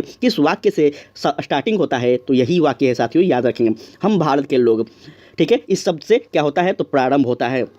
ध्यान दीजिएगा यहाँ पे कि भारतीय संविधान की जो प्रस्तावना है इसमें हम भारत के लोग शब्दों की शुरू होती है, अंततः भारत में लौकिक सार्वभौमिकता है, और इसका अर्थ है जनता सर्वशक्तिमान है और किसी ब्राह्मण शक्ति का अधीन नहीं है। ठीक है, इसका अर्थ आपसे पूछा जाए तो याद रखेंगे इसका अर्थ यह होता है। अर्थात साथियों यह हम आपको बताना चाहेंगे कि जो भारतीय संविधान का जो लिखा गया है, जो भारतीय संविधान का कहीं ना कहीं प्रारंभ हुआ था, लिखा गया था, तो इस संविधान में सबसे पहले इस उद्देशिका में हम भारत के लोग की बात आती है। अर्थात जो संविधान का जो कहीं ना कहीं लिखा गया था, यह किसके द्वारा लिखा गया है, तो सभी भारतीयों के द्वारा, हम सभी भारतीयों के द्वारा लिखा गया था, इसलिए सबसे पहले हम भारत के लोग सबसे इसे उल्लेखित किया जाता है। ठीक है, चलिए आगे बात किया जाए। क्वेश्चन नेक्स्ट है आपका कि भारत में प्रजातंत्र इस तथ्य पर आधारित है कि क्या, तो याद रखेंगे आपका जनता को सरकारों को चुनने तथा बदलने का अधिकार प्राप्त है। ठीक है, यही तो मेन क्या होता है, प्रजातंत्र होता है।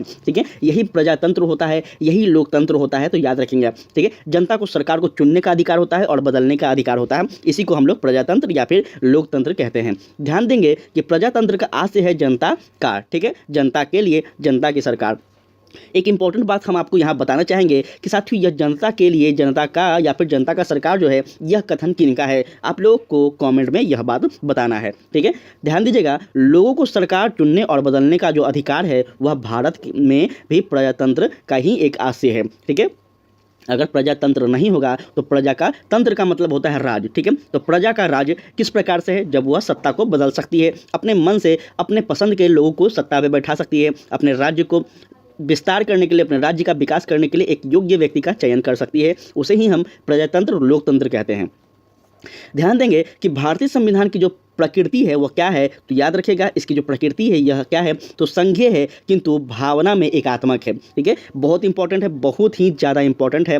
साथियों, आपसे पूछा जाए कि भारतीय संविधान की जो प्रकृति है किस प्रकार से, तो याद रखेंगे ये संघीय सरकार है। अपना भारत में जो है वो संघीय व्यवस्था है, ये इस बात को याद रखेंगे। और यहाँ पे क्या है, तो एकात्मक भी है।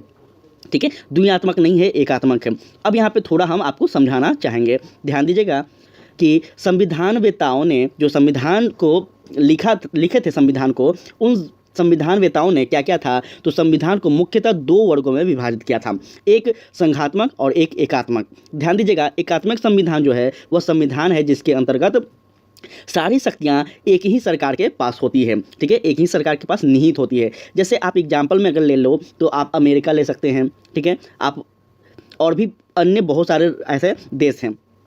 ठीक है, और आगे बात की जाए तो केंद्रीय सरकार होती है, इसमें प्रांतों को केंद्रीय सरकार के अधीन रहना पड़ता है। और इसके विपरीत संघात्मक संविधान वह संविधान है जिसमें शक्ति का केंद्र क्या होता है, तो केंद्र व राज्य के पास विभाजन होता है। ठीक है, दोनों सरकार अपने अपने क्षेत्र में स्वतंत्र रूप से कार्य करते हैं। और भारतीय संविधान की जो प्रकृति है साथियों, याद रखेंगे इसके बारे में विधिवेताओं में काफ़ी मतभेद भी रहा था। जब संविधान लिखा जा रहा था तो विधिवेताओं में जो विधि को बना रहे थे उन सभी में काफ़ी मतभेद भी था इस मुद्दे को लेकर।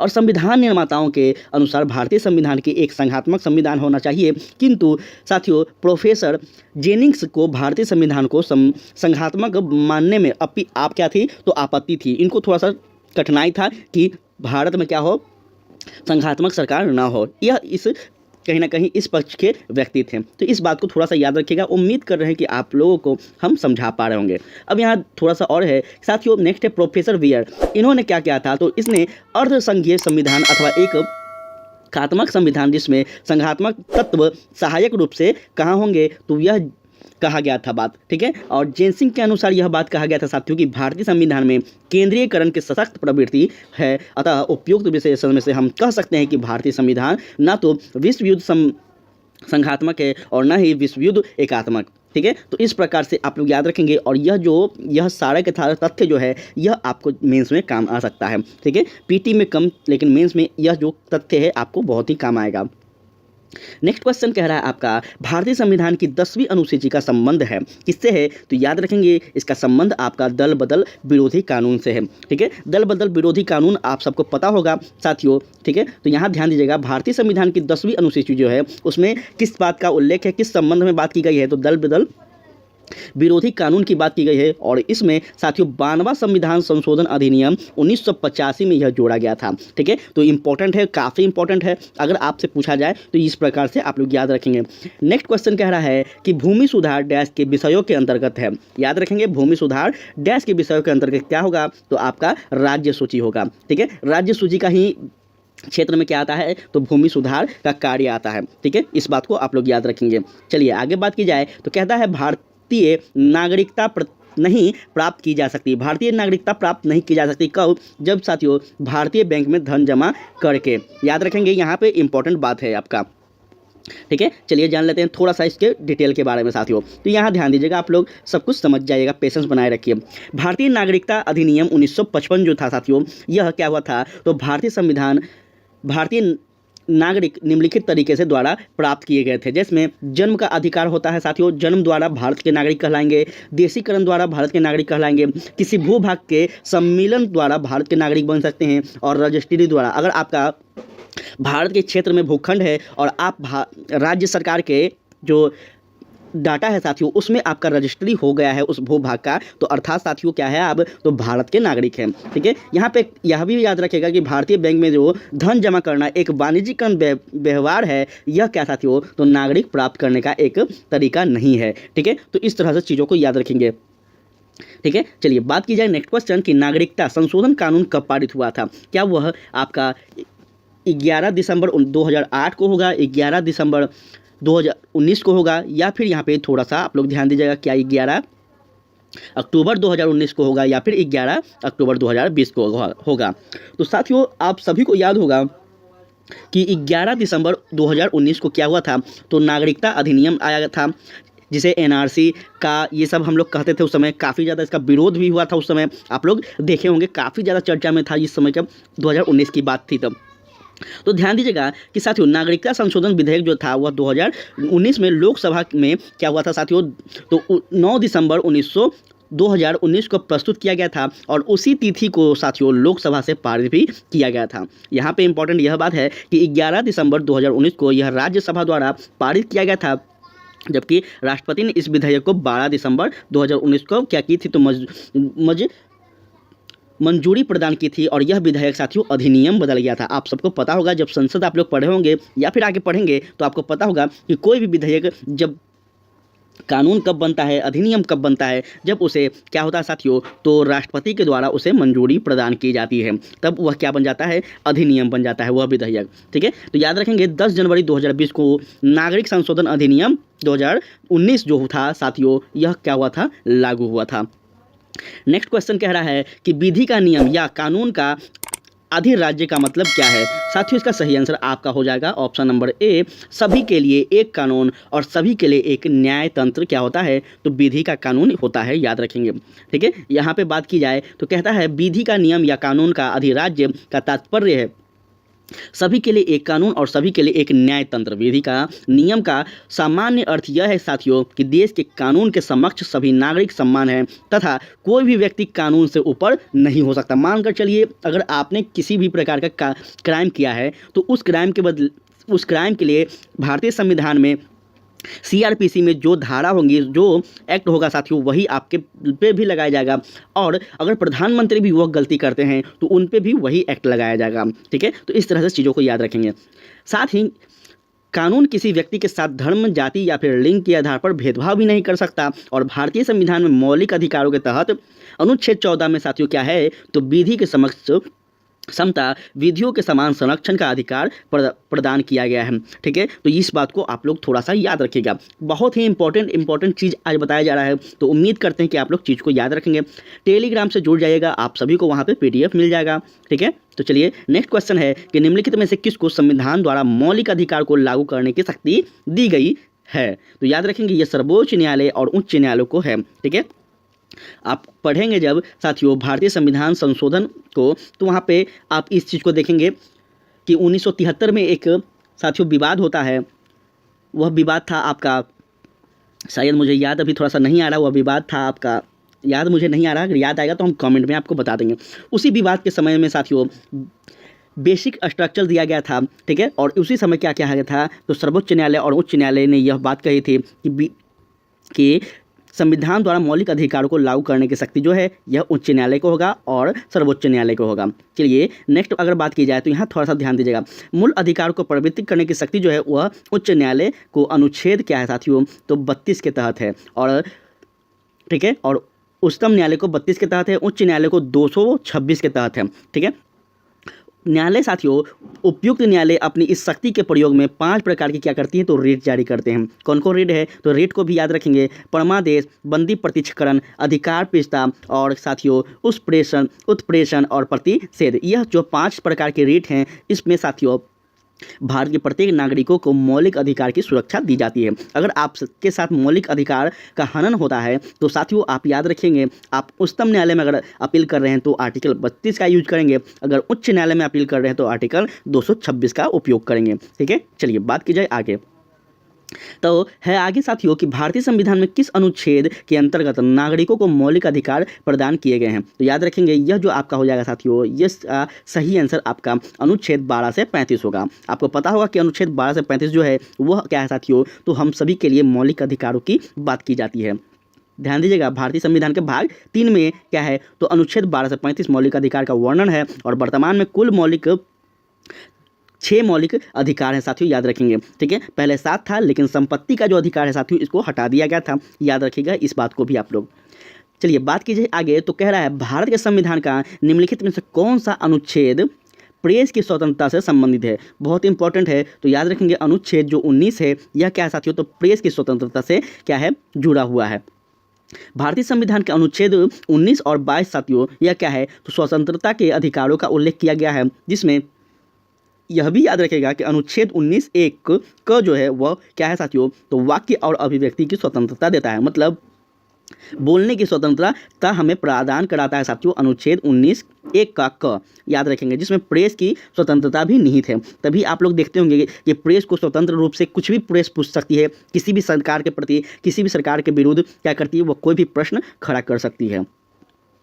निम्नलिखित में से कौन सा मूलभूत अधिकार नहीं है। ध्यान देंगे, मूलभूत अधिकार की बात की जा रही है, तो संपत्ति का जो अधिकार है अभी जस्ट हम आपको बताएं यह मूलभूत अधिकार नहीं है। इसे साथियों संपत्ति का जो मूल अधिकार के अंतर्गत आता था, इसे 44वें संविधान संशोधन के अंतर्गत क्या किया, तो मूल अधिकार से हटाकर अनुच्छेद 300 क में शामिल करके इसे क्या किया, तो केवल विधायी या कानून अधिकार बना दिया गया है। ठीक है, तो इस तरह से चीज को याद रखेंगे। कहता है नेक्स्ट प्रश्न, निम्नलिखित संवैधानिक उपचारों में से किसे पोस्टमार्टम भी कहा जाता है। ध्यान देंगे, पोस्टमार्टम की जो बात की जा रही है यह आपका अधिकार परीक्षा में की जा रही है। ठीक है, अधिकार परीक्षा क्या है, थोड़ा यहाँ पे ध्यान देंगे, सब कुछ समझ जाएंगे। ठीक है, अभी हम आपको रेट बताए थे 5 प्रकार का, इसी में अधिकार परीक्षा है।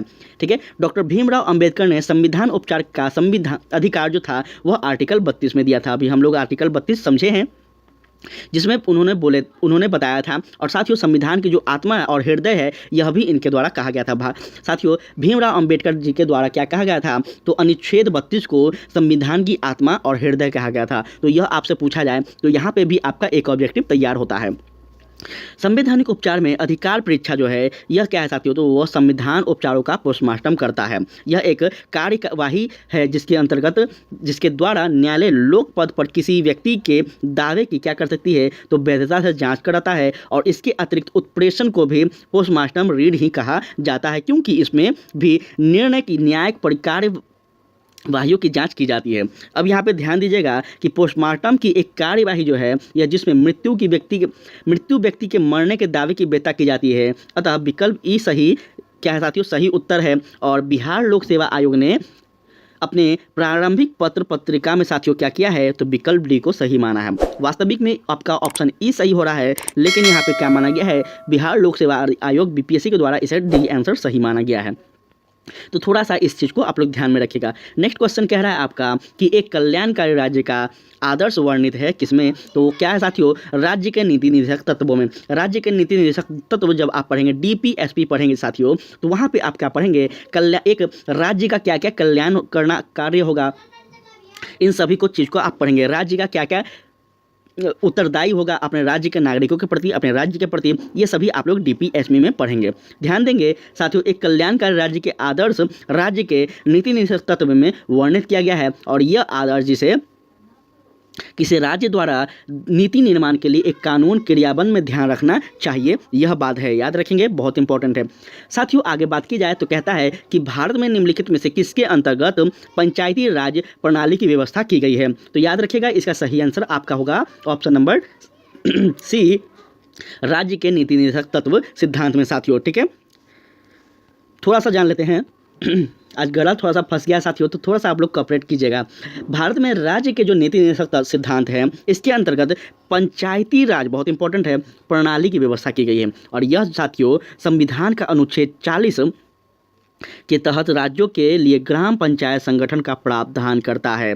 ठीक है, तो आपसे उम्मीद करते हैं कि अब यह चीज़ को आप लोग जान गए होंगे, और जो जान रहे होंगे पहले से तो वह बहुत ही अच्छी बात है।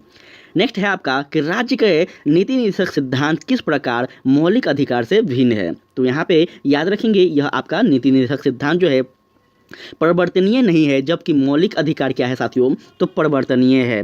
ठीक है, तो यह दोनों में आपसे अगर डिफरेंसेस पूछा जाए तो इस प्रकार से आप लोग याद रखेंगे।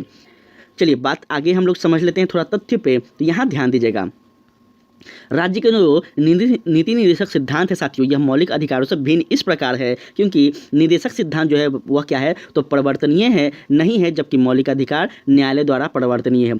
साथियों न्यायालय जब चाहेगी इसमें कुछ परिवर्तन कर सकती है, लेकिन यह DPSP में परिवर्तन नहीं हो सकता। निर्देशक सिद्धांत जो है संविधान के भाग 4 में वर्णित है और कल्याणकारी राज्य की स्थापना के लिए दिए गए निर्देश हैं। ठीक है, जबकि भाग 3 में वर्णित जो मौलिक अधिकार है साथियों, यह व्यक्तियों के लिए क्या है, व्यक्तियों के राज्य के प्रति दिए गए सुरक्षा की गारंटी है। तो यह आप लोग थोड़ा सा याद रखिएगा, ठीक है। आपका डीपीएसपी में कहता है कि राज्य का उत्तरदायित्व होगा कि वह राज्य के नागरिकों का, राज्य का विकास, राज्य का देखरेख किस प्रकार से करेगा। और वहीं साथियों संविधान के भाग 3 में जो मौलिक अधिकार है यह क्या करता है, तो नागरिकों को सुरक्षा की गारंटी देता है, ठीक है। तो इस तरह से चीज़ों को याद रखिएगा। नेक्स्ट कह रहा है कि मौलिक कर्तव्य को निर्धारित किया गया, कब किया गया है, तो मौलिक कर्तव्य जो थे यह क्या था साथियों, तो आपका 42वें संविधान संशोधन में किया गया है, ठीक है। यह हम आपको कल भी बताते हैं कि जो मौलिक कर्तव्य थे यह बाद में दिया गया था, यह हमारे भारतीय संविधान में नहीं थे। हमारे भारतीय संविधान में सिर्फ अधिकार दिए गए थे, ठीक है। कर्तव्य जो था वह बाद में जोड़ा गया था। तो याद रखेंगे मौलिक कर्तव्य 42वें संविधान संशोधन द्वारा संविधान में शामिल किया गया था। और यह संशोधन कब हुआ था, तो 1976 में, याद रखेंगे 1976 में। साथियों इस समय जो भारत की प्रधानमंत्री थी वह कौन थी, तो इंदिरा गांधी थी। इन्हीं के समय में यह संशोधन किया गया था और इसके तहत मौलिक कर्तव्य के से संबंधित भाग 4 क एवं अनुच्छेद 51 क को शामिल किया गया था। मूलतः साथियों मौलिक कर्तव्य की संख्या 10 थी। उसके पश्चात आप 86वें संविधान संशोधन अधिनियम को देखेंगे तो इसमें साथियों 11वां मौलिक कर्तव्य को जोड़ दिया गया था, ठीक है। शुरुआत में आपसे पूछा जाए कि मौलिक कर्तव्य कितने थे, मूल रूप से तो 10 ही थे, ठीक है। बाद में इसे जोड़ दिया गया और यह अब वर्तमान में 11 ही मौलिक कर्तव्य हैं। तो इसे भी आप लोग याद रखिएगा। 42वें संविधान संशोधन के तहत के 10 आचार आदेशों को किस नाम से जाना जाता है, यहाँ ध्यान देंगे। इसका सही आपका हो जाएगा मौलिक कर्तव्य, ठीक है। चलिए नेक्स्ट आगे बात की जाए। कह रहा है निम्नलिखित में से भारत में मौलिक कर्तव्य कौन सा है। साथियों इसका सही आंसर क्या होगा, तो ध्यान दीजिएगा हमारी मिली जुली संस्कृति की समृद्धि विरासत को सुरक्षित करना ही क्या है, तो मौलिक कर्तव्य है, ठीक है। हमारी मिली जुली संस्कृति समृद्धि विरासत को संरक्षित करना व महत्व प्रदान करना ही मौलिक कर्तव्य है और अनुच्छेद 51 क च में शामिल किया गया है इस बात को। नेक्स्ट है कि राष्ट्रपति क्या है साथियों, क्या संसद का हिस्सा नहीं है, संसद का हिस्सा होता है, या फिर साथियों संसद का हिस्सा होता है और संसद में बैठता भी है। क्या इसका हो जाएगा, आगे एक और हम लोग देख लेते हैं। तो ध्यान दीजिएगा यहाँ संसद में वोट दे सकते हैं, तो आपका ऑप्शन नंबर क्या हो जाएगा, आपका ऑप्शन नंबर बी सही हो रहा है साथियों। तो याद रखिएगा, थोड़ा सा यहाँ जान लीजिएगा।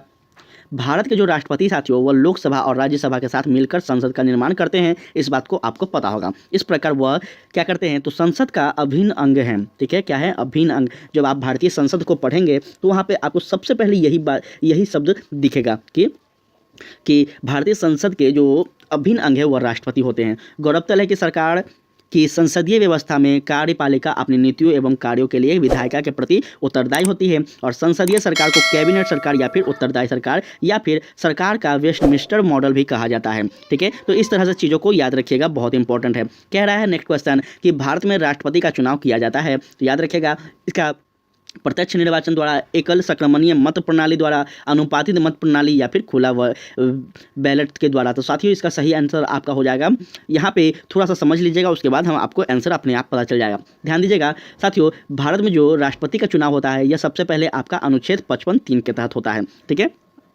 राष्ट्रपति का जो निर्वाचन अनुपातिक होता है वह प्रतिनिधित्व पद्धति के अनुसार होता है और एकल संक्रमणीय हस्ताक्षर मत के प्रणाली के द्वारा होता है। अतः साथियों आपका विकल्प क्या हो जाएगा, बी सही हो जाएगा और सी दोनों सही हो जाएगा, ठीक है। इस बात को आप लोग याद रखेंगे, ठीक है। नेक्स्ट क्वेश्चन कह रहा है आपका कि अगर भारत के राष्ट्रपति के चुनाव में कोई विवाद है तो उस विवाद को सौंपा जा सकता है किसे, तो याद रखेंगे उस विवाद को आपका भारत के सर्वोच्च न्यायालय को सौंपा जा सकता है, ठीक है। अगर बात की जाए साथियों कि अगर भारत के राष्ट्रपति के चुनाव में कोई विवाद है तो उस विवाद को कहाँ सौंपा जाएगा, तो सर्वोच्च न्यायालय में सौंपा जाएगा। किस अनुच्छेद के, तो याद रखेंगे 71(1) के अनुसार, 71(1) के आधार पर क्या किया जाएगा साथियों, सर्वोच्च न्यायालय को सौंपा जाएगा और सर्वोच्च न्यायालय द्वारा किया गया विनिश्चय ही अंतिम निश्चय होगा, यह भी बात याद रखेंगे। क्योंकि आप सबको पता होगा कि सर्वोच्च न्यायालय का निर्णय जो होता है वो अंतिम निर्णय होता है हमारे भारत में, ठीक है। तो इस बात को भी आप लोग याद रखिएगा। नेक्स्ट कह रहा है आपका साथियों कि भारत के राष्ट्रपति को उनके पद से हटाया जा सकता है, तो ध्यान दीजिएगा कब हटाया जा सकता है यह भी हम आपको बताएंगे। पहले ध्यान दीजिएगा कि भारत के राष्ट्रपति को संसद के द्वारा हटाया जा सकता है। कब हटाया जा सकता है, कैसे हटाया जा सकता है, थोड़ा सा यहाँ ध्यान दीजिएगा साथियों। जो भारत के राष्ट्रपति होंगे इनको अनुच्छेद 56 के खंड 1 के उप खंड ख के अनुसार, बहुत इंपॉर्टेंट है, इतना आप लोगों को याद रखना होगा, इंपॉर्टेंट है। आपसे पूछा जाएगा कि भारत के राष्ट्रपति को किस अनुच्छेद के आधार पर हटाया जा सकता है? तो याद रखेंगे 56 के खंड 1 के उपखंड ख के अनुसार हटाया जा सकता है। क्या कर सकता है साथियों? तो राष्ट्रपति को अनुच्छेद 61 में उपबंध अनुच्छेद 61 क्या कहता है? तो राष्ट्रपति पर महाभियोग चलाने की प्रक्रिया है साथियों। ठीक है, इसी के आधार पर रीति से संसद द्वारा क्या करते हैं, चलाए गए महाभियोग के माध्यम से पद से हटाया जा सकता है। तो यह चीज़ आपको पता होगा, यह बहुत ही इंपॉर्टेंट है। नेक्स्ट है कि भारत का कार्यपालिका अध्यक्ष कौन है? भारत के जो कार्यपालिका हैं वह आपका क्या होते हैं? तो राष्ट्रपति होते हैं। भारत के जो कार्यपालिका एग्जीक्यूटिव हेड कौन होते हैं? तो आपका कौन होते हैं साथियों? राष्ट्रपति होते हैं। अनुच्छेद 53(1) के अनुसार संघ की कार्यपालिका शक्ति राष्ट्रपति में निहित होती है। यह बात आप लोग कई बार देखे होंगे। ठीक है साथियों, कई बार इस चीज़ को आप लोग पढ़े होंगे, जिसका प्रयोग वह इस संविधान के अनुसार स्वयं या अपने अधीनस्थ अधिकारियों के द्वारा करते हैं। और इस प्रकार भारतीय साथियों संघ की कार्यपालिका अध्यक्ष कौन हुए? तो आपका राष्ट्रपति सही हो जाएगा आंसर। ध्यान देंगे, नेक्स्ट क्वेश्चन कह रहा है केंद्र सरकार में उच्चतम नागरिक सेवा अधिकार कौन है? तो याद रखिएगा इसका सही आंसर आपका वित्त सचिव हो जाएंगे। ठीक है, चलिए जान लेते हैं। तो केंद्र सरकार में उच्च नागरिक सेवा अधिकारी मंत्री सचिव होते हैं साथियों। मंत्रिमंडल कौन होते हैं? तो सचिव होते हैं। और सिविल सर्विसेज बोर्ड के पदेन अध्यक्ष होते हैं, यह भी आप लोग याद रखेगा। ठीक है, तो इस प्रकार से आप लोग याद रखेंगे। और यह भारतीय प्रशासनिक सेवा तथा भारत सरकार के नागरिक सेवा के प्रमुख होते हैं, तो यह भी आप लोग याद रखेंगे। ठीक है, जो हम लोग अभी तैयारी कर रहे हैं आप सभी इस चीज़ को आप लोग याद रखेंगे तो ज़्यादा आपके लिए इंपॉर्टेंट होगा। कहता है भारतीय संविधान में केंद्र सरकार की अधिशासित शक्तियों को किसमें निहित किया गया है? याद रखिएगा यह भारत के राष्ट्रपति में किया गया है। अभी हम लोग थोड़ा देर पहले ऊपर वाला स्लाइड में इस चीज़ को देख लिए हैं, तो उम्मीद करते हैं कि आपको आगे बढ़ना ठीक लगेगा। राष्ट्रपति राष्ट्रीय आपातकाल की घोषणा कर सकता है कब? जब क्या लगे साथियों? उन्हें लगे कि उस पर वर्णित सभी कारणों के आधार पर क्या है? तो याद रखिएगा साथियों इसका सही आंसर आपका डी हो जाएगा। अनुच्छेद 352 के अनुसार साथियों याद रखिएगा क्या है? तो राष्ट्रपति राष्ट्रीय आपातकाल की घोषणा कर सकते हैं, और वह ऐसा निम्नलिखित आधारों पर कर सकते हैं जिसमें हथियार बंद विद्रोह आधार लगे, उनको ब्रह्मा आक्रमण लगे, या फिर साथियों युद्ध का आधार लगे। ऐसे मतलब आपको उन्हें लगे कि राज्य में किसी प्रकार का संवैधानिक कार्य नहीं, गैर संवैधानिक किसी का राज्य में कार्य हो रहा है। ठीक है, तब लगा सकते हैं। या फिर उनको लगे कि अपने देश में अपने राज्य में ब्रह्मा आक्रमण हो सकता है। ठीक है, या फिर हथियार बंद विद्रोह हो सकता है, सशस्त्र विद्रोह हो सकता है। मतलब ऐसे संकट के समय में उनको लगे कि कुछ संकट हमारे देश पे उत्पन्न होने वाला है, तब वह क्या कर सकते हैं? तो ऐसे वह इमरजेंसी लगा सकते हैं। अभी मणिपुर का आप लोग देख रहे होंगे न्यूज कि मणिपुर में साथियों इमरजेंसी लग गया है, क्योंकि वहाँ पे भी संकटग्रस्त स्थिति अभी उत्पन्न है। ठीक है, चलिए किसकी सलाह पर राज्य में राष्ट्रपति शासन लागू किया जाता है? क्या वह याद रखेगा, क्या वह मुख्यमंत्री होंगे, लेजिस्लेटिव असेंबली होंगे, या फिर साथियों यहाँ ध्यान दीजिएगा गवर्नर होंगे, उच्च न्यायालय के मुख्य न्यायाधीश होंगे? तो याद रखेंगे इसका सही आंसर हो जाएगा आपका गवर्नर होंगे। ठीक है साथियों, अगर मान के चलिए आप बिहार राज्य में रह रहे हैं, बिहार राज्य की जो सरकार है वह गैर संवैधानिक कार्य कर रही है, संविधान के अनुरूप अपने कार्य को कर रही है, तब क्या करेगा साथियों? तो गवर्नर जो उस राज्य के गवर्नर होंगे यह क्या करेंगे? तो यह नोटिस देंगे, यह इन्फॉर्मेशन देंगे राष्ट्रपति को कि इस राज्य में गैर कानूनी कार्य किए जा रही है, सरकार जो है वह गैर कानूनी कार्य कर रही है, गैर संवैधानिक कार्य कर रही है। और इस आधार पर क्या करेंगे? राष्ट्रपति जांच पड़ताल करने के बाद अगर सही साबित होता है तो इस समय साथियों क्या करेंगे? वह राष्ट्रपति शासन लगा देंगे। ठीक है, कोई दिक्कत? चलिए बात की जाए आगे। तो कह रहा है कि भारतीय संविधान भारत के राष्ट्रपति को अधिकार नहीं देता है, किस चीज़ का? तो याद रखेंगे राज्य के मुख्यमंत्री की नियुक्ति का जो अधिकार है यह क्या है? तो साथियों याद रखेंगे यह राष्ट्रपति को नहीं है। ठीक है, याद रखिएगा इस बात को। अनुच्छेद 164(1) के अनुसार राज्य के मुख्यमंत्री की नियुक्ति अधिकार किसे है? तो यह राज्यपाल की है, क्योंकि आप सबको पता होगा कि राज्य का जो प्रमुख होता है यह राज्यपाल होते हैं और देश के प्रमुख राष्ट्रपति होते हैं। इस बात को आप लोग याद रखिएगा। चलिए बात की जाए आगे। तो भारत के राष्ट्रपति को यह अधिकार नहीं प्राप्त है कि वह क्या करे? तो याद रखिएगा सर्वोच्च न्यायालय के न्यायाधीश को हटा सकता है। ठीक है, यह अधिकार नहीं है। याद रखेंगे अनुच्छेद 124 के खंड 4 के अनुसार उच्चतम न्यायालय के किसी न्यायाधीश को उसके पद से तब तक नहीं हटाया जा सकता जब तक क्या हो? जब तक साबित यह ना हो जाए कि वह कदाचार असमर्थ के आधार पर ऐसे हटाया जा सकता है। इसके लिए साथियों संसद के प्रत्येक सदन द्वारा अपनी कुल सदस्य संख्या में बहुमत द्वारा क्या कर सकते हैं साथियों? बहुमत के द्वारा उपस्थित और मत के देने वाले सदस्यों के कम से कम 2/3 बहुमत का समर्थन चाहिए। ठीक है, तभी आप क्या कर सकते हैं? तो किसी उच्चतम न्यायालय के न्यायाधीश को हटा सकते हैं। राष्ट्रपति के समक्ष उसी सत्र में रखे जाने पर राष्ट्रपति ने उसे हटाने का आदेश नहीं दे सकते हैं। यह भी बात आप लोग याद रखेंगे। चलिए नेक्स्ट क्वेश्चन कह रहा है आपका कि स्वतंत्र भारत में के प्रथम राष्ट्रपति कौन थे। साथियों इसका सही आंसर आपका क्या होगा, स्वतंत्र भारत के प्रथम राष्ट्रपति थे वह कहाँ से थे, तो याद रखेंगे यह बिहार से थे। ठीक है, बिहार ने ही सबसे पहला भारत का राष्ट्रपति दिया था साथियों, याद रखेंगे या इस बात को। ठीक है, और वह कौन थे तो आप सबको पता होगा, वह राजेंद्र प्रसाद थे, इस बात को आप लोग याद रखेंगे। ठीक है, चलिए और साथियों नेक्स्ट क्वेश्चन है आपका, कौन सा कथन असत्य है, तो याद रखेंगे इसमें आपका सी उपराष्ट्रपति पद का चुनाव भारत का राष्ट्रपति करता है, इसका सही कथन नहीं है साथियों, याद रखिएगा। जान लेते हैं थोड़ा सा उपराष्ट्रपति के बारे में, वैसे इंपॉर्टेंट ज़्यादा नहीं रहता है, उपराष्ट्रपति से ज़्यादा इंपॉर्टेंट राष्ट्रपति होते हैं, याद रखेंगे। संविधान के अनुच्छेद 66 के अनुसार उपराष्ट्रपति का निर्वाचन सदन के क्या होता है साथियों, संसद के दोनों सदनों द्वारा या सदस्यों द्वारा अनुपातित प्रतिनिधि पद्धति के अनुसार एकल संक्रमणीय मत प्रणाली के द्वारा होता है। तो यह एकल संक्रमणीय मत प्रणाली याद रखिएगा, बहुत इंपॉर्टेंट है। ठीक है, राज्यसभा का सभापति कौन है साथियों, तो याद रखेंगे राज्यसभा का सभापति जो होते हैं वह आपका कौन होते हैं, तो उपराष्ट्रपति ही होते हैं, इस बात को आप लोग याद रखेंगे। भारतीय संविधान के अनुच्छेद 64 तथा साथियों 89 के अनुसार उपराष्ट्रपति राज्यसभा का क्या होते हैं, तो पदेन सभापति होते हैं।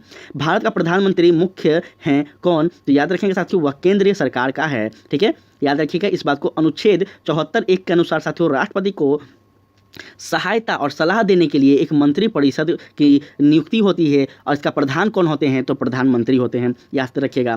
ठीक है, हमारा संविधान मंत्री पर साथियों मंत्रियल प्रणाली है, मंत्रिमंडलीय प्रणाली को मान्यता देता है, और इस प्रकार याद रखेंगे कि आपका क्या होगा, तो इस प्रकार से आप याद रखेंगे कि आपका प्रधानमंत्री केंद्रीय सरकार का प्रमुख होंगे।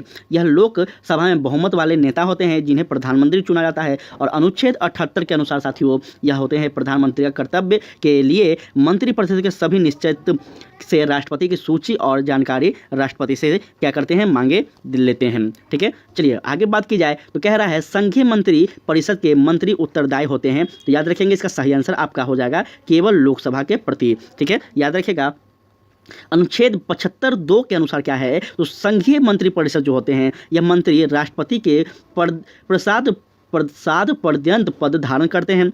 ठीक है, और अनुच्छेद 75(3) के अनुसार साथियों मंत्रिपरिषद जो है यह सामूहिक रूप से लोकसभा के प्रति क्या होते हैं, तो उत्तरदायी होते हैं। ठीक है, नेक्स्ट क्वेश्चन कह रहा है कि मंत्रिपरिषद उत्तरदायी होती है, तो अभी जस्ट हम बता दें साथियों यह किसके प्रति होती है, तो यह आपका हो जाएगा साथियों, याद रखिएगा क्या हो जाएगा, तो यह साथियों आपका इसका राष्ट्रपति के प्रति होते हैं, क्या प्रधानमंत्री के प्रति होते हैं, संसद के प्रति, या फिर अध्यक्ष स्पीकर के प्रति। साथियों मंत्रिपरिषद जो उत्तरदायी होते हैं यह होते हैं आपका राष्ट्रपति के प्रति। ठीक है, लेकिन थोड़ा सा इस चीज़ को आप लोग देख लीजिएगा, मुझे लग रहा है कि राष्ट्रपति के प्रति होते हैं। ठीक है, या फिर संसद के प्रति होते होंगे साथियों, यह भी आप लोग यहाँ पे थोड़ा सा हम डाउट है, तो डाउट में हम सही आपको नहीं कह सकते हैं साथियों, तो थोड़ा सा आप लोग यहाँ पे देख लीजिएगा। ठीक है, डाउट जहाँ पे रहे वहाँ पे थोड़ा सा कंफ्यूज जहाँ पे रहे वहाँ पे एक्यूरेट नहीं कहना चाहिए, यही इसी में विद्वानी होता है। चलिए नेक्स्ट क्वेश्चन किया जाए तो कह रहा है साथियों भारतीय राजनीति व्यवस्था में कार्यपालिका के अधीन रहकर कार्य करती है कौन, तो याद रखेंगे विधायिका जो कार्य करती है इसके अधीन रहकर कार्य करती है। ठीक है, अब बात की जाए यहाँ पे ध्यान देंगे, देखिए भारत में संघात्मक शासन प्रणाली अपनाई गई है, आप सबको पता होगा, और साथियों भारतीय राजनीतिक व्यवस्था में कार्यपालिका विधायिका के अधीन रहकर कार्य करती है, यह भी बात पता होगा, क्योंकि राजनीतिक जो है यह राजनीतिक कार्यपालिका का गठन विधायिका के सदस्यों द्वारा ही किया जाता है, और कार्यपालिका जो है यह मंत्रिपरिषद सामूहिक रूप से विधायिका लोकसभा के प्रति उत्तरदायी होती है। ठीक है, तो यहाँ पे थोड़ा सा साथियों आप लोग को आंसर शायद यहाँ पे इसका आंसर भी आपको मिल गया होगा, ध्यान देंगे साथियों यहाँ पे आपको इसका आंसर मिल गया होगा कि मंत्रिपरिषद जो है उत्तरदायी किसके होती है, तो इसका सही आंसर आपका संसद हो जाएगा। ठीक है, आप लोग अब इसका आंसर सही कर लेंगे, इसका आंसर आपको वहाँ पे भी मिल गया है।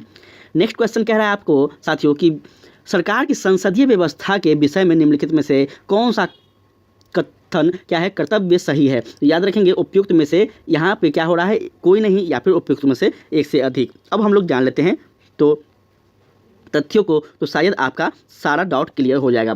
साथियों शासन प्रणाली की सामान्यतः दो पद्धतियां होती है, एक संसदीय और एक अध्यक्षीय। ठीक है, शासन प्रणाली की अगर आपसे बात की जाए तो दो पद्धतियां हैं, एक संसदीय प्रणाली एक अध्यक्षीय प्रणाली। साथियों भारत में ग्रेट ब्रिटेन के अनुसार रहते हुए संसदीय शासन व्यवस्था को अपनाया गया था। संसदीय शासन व्यवस्था में व्यवस्थापिका के सदस्य ही कार्यपालिका का क्या करते हैं, तो गठन करते हैं, तथा कार्यपालिका व्यवस्थापिका के प्रति उत्तरदायी होती है। याद रखेंगे संघात्मक शासन व्यवस्था में कार्यपालिका विधायिका द्वारा क्या करती है, तो नियंत्रित होती है। याद रखेंगे इस बात को, बहुत इंपॉर्टेंट है। और राष्ट्रपति न्यायपालिका के प्रति क्या होती है साथियों, तो जवाबदेही होती है। ठीक है, तो उम्मीद करते हैं कि आप सभी को इसका आंसर मिल गया होगा। चलिए बात की जाए नेक्स्ट क्वेश्चन कि भारत का जो प्रधानमंत्री किसके प्रति जवाबदेह होते हैं, तो याद रखिएगा यह लोकसभा के प्रति जवाबदेह होते हैं, क्योंकि लोकसभा में उनके सारे मंत्री परिषद होते हैं। इस प्रकार से साथियों वह क्या होते हैं, अपने मंत्रियों के जवाबदेही होते हैं प्रधानमंत्री जी। ठीक है, याद रखेंगे भारतीय संविधान के अनुच्छेद 75(3) के अनुसार मंत्रिपरिषद सामूहिक रूप से लोकसभा के प्रति उत्तरदायी होती है, चूंकि प्रधानमंत्री मंत्रिपरिषद के प्रमुख होते हैं और वे सभी लोकसभा के प्रति क्या होते हैं, तो उत्तरदायी होते हैं। ध्यान देंगे नेक्स्ट क्वेश्चन है आपका कि संविधान में मंत्रिमंडल शब्द का एक ही बार प्रयोग हुआ है और वह है आपका अनुच्छेद 352। बहुत इंपॉर्टेंट है, बहुत ही ज़्यादा इंपॉर्टेंट है साथियों। याद रखिएगा मंत्रिमंडल जो शब्द है वह मात्र संविधान में एक बार क्या हुआ है, इसका उल्लेख किया गया है, एक बार इसका जिक्र किया गया है, वह भी आपका अनुच्छेद 52 में किया गया है। ठीक है, तो इस बात को आप लोग याद रखेंगे। ठीक है, बहुत इंपॉर्टेंट है।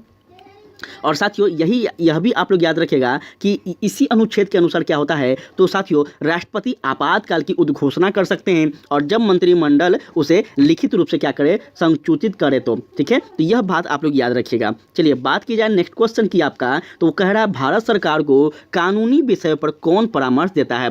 भारत सरकार को साथियों कानूनी रूप में जो उनको सलाह देने वाला होता है वह अटॉर्नी जनरल होते हैं। और साथियों यह भी याद रखिएगा कि इन्हें भारत सरकार का कहीं ना कहीं एक वकील कहा जाता है, यह बात आप लोग याद रखेंगे। ठीक है, आप पढ़ेंगे काग, ठीक है, तो याद रखेंगे साथियों, यह आपको उस समय पढ़ने को मिलेगा। बहुत इंपॉर्टेंट है साथियों, आप सभी के पास अगर एम लक्ष्मीकांत होगा तो आप लोग एक बार पढ़ लीजिएगा। ध्यान दीजिएगा संविधान के अनुच्छेद 76 के अनुसार भारत सरकार को कानूनी मामलों में परामर्श देने हेतु साथियों राष्ट्रपति क्या करते हैं, तो अटॉर्नी जनरल महान्यायवादी का नियुक्ति करते हैं। उच्च न्यायालय के न्यायाधीश नियुक्त होने के लिए के योग्य रहने वाले जो व्यक्ति होते हैं साथियों, इन्हें अटॉर्नी जनरल नियुक्त किया जाता है, याद रखेंगे। और यह भारत सरकार का प्रथम विधि अधिकारी है या फिर साथियों भारत सरकार का लॉयर होते हैं, यह भी आप लोग याद रखेंगे। राष्ट्रपति के पदार्पण के बाद यह पद अपना धारण करते हैं। ठीक है, तो इस प्रकार से चीज़ को याद रखेगा। उम्मीद करते हैं कि आप सबको चीज़ बहुत ही बेहतर ढंग से समझ में आ रहा होगा। नेक्स्ट क्वेश्चन कह रहा है कि भारत का महान्यायवादी किसके द्वारा नियुक्त किया जाता है। साथियों अभी हम लोग जस्ट देखें, यह भारत के प्रधान राष्ट्रपति के द्वारा किए जाते हैं। ठीक है साथियों, कानूनी विषयों पर राज्य सरकार को कौन परामर्श देता है। राज्य सरकार की बात की जा रही है, तो याद रखिएगा यहाँ पर राज्य सरकार की बात की जा रही है। ठीक है, तो गलती मत कीजिएगा आप लोग। राज्य सरकार को जो होता है साथियों, यह कौन होते हैं, तो एडवोकेट जनरल। अगर केंद्र सरकार की बात की जाए तो महान्यायवादी और राज्य सरकार की बात की जाए तो एडवोकेट जनरल। ठीक है, यह दोनों क्या होते हैं साथियों, यह भारत सरकार केंद्र सरकार के क्या होंगे, आपका वकील होंगे। ठीक है, सलाहकार होंगे कानूनी रूप से, लेकिन साथियों यह क्या होंगे, तो यह राज्य सरकार के वकील होंगे। ठीक है, तो इस तरह से चीज़ को याद रखिएगा, बहुत इंपॉर्टेंट है। चीज़ वही है, बस इस चीज़ को याद रखिएगा। इंपॉर्टेंट यहाँ पे यह है कि अनुच्छेद 165 के तहत क्या होता है, तो इनकी नियुक्ति राज्यपाल करते हैं। ठीक है, ऊपर हम आपको बता दिए कि अटॉर्नी जनरल का जो नियुक्ति होता है साथियों, यह किस अनुच्छेद के अंतर्गत होता है और कौन करते हैं। और यहाँ पे आपको बता दिए साथियों कि महाधिवक्ता का जो साथियों एडवोकेट जनरल का जो नियुक्ति होता है, यह किस अनुच्छेद के अंतर्गत होता है और कौन करते हैं। तो इन दोनों में थोड़ा सा अक्सर गलती कर बैठते हैं सब लोग, इसलिए इसको याद रखिएगा। नेक्स्ट प्रश्न आपका कह रहा है साथियों कि आज़ादी के बाद भाषा के आधार पर भारत के राज्यों का जो पुनर्गठन हुआ वह वर्ष था कौन, तो याद रखिएगा वह आपका हो जाएगा साथियों 1956। 1956 में क्या होता है साथियों, तो एक भाषा के आधार पर एक आयोग भी बनाया जाता है, इस बात को भी आप लोग याद रखिएगा। ठीक है, इस समय एक आयोग का गठन होता है, यह बात भी आप लोग याद रखेंगे, यहाँ ध्यान दीजिएगा। साथियों यहाँ पे याद रखिएगा कि आज़ादी के बाद भारत में साथियों राज्य पुनर्गठन अधिनियम 1956 पारित किया गया, जिसमें भाषा के आधार पर क्या किया गया है, तो राज्यों का पुनर्गठन किया गया साथियों। ठीक है, और आपको कमेंट में बताना यह है कि सबसे पहले राज्य कौन था जो भाषा के आधार पर उसका गठन हुआ था, यह आप कमेंट में हमें बताइएगा। ठीक है साथियों, तो आज के लिए हम यहाँ पे अपने वाणी को विराम देते हैं। कैसा लगा क्लास आप लोग जरूर बताएगा। अगर समझ में आया होगा तो रिक्वेस्ट करते हैं साथियों आप लोग से कि समझ में आया होगा तो इसे शेयर करें, लाइक करें, सब्सक्राइब करें। समझ में ना आया हो तो प्लीज़ साथियों कमेंट करें। लेकिन एक बात याद रखिएगा, बार बार बोलते हैं लेक्चर को आप लोग पूरा जरूर देखा करें, आप सबसे रिक्वेस्ट है। और साथियों इसका आपको PDF टेलीग्राम चैनल पर मिल जाएगा, तो प्लीज़ आपसे रिक्वेस्ट है चैनल को जरूर ज्वाइन कर रहें साथियों। आज के लिए इतना ही। जय हिंद, जय भारत।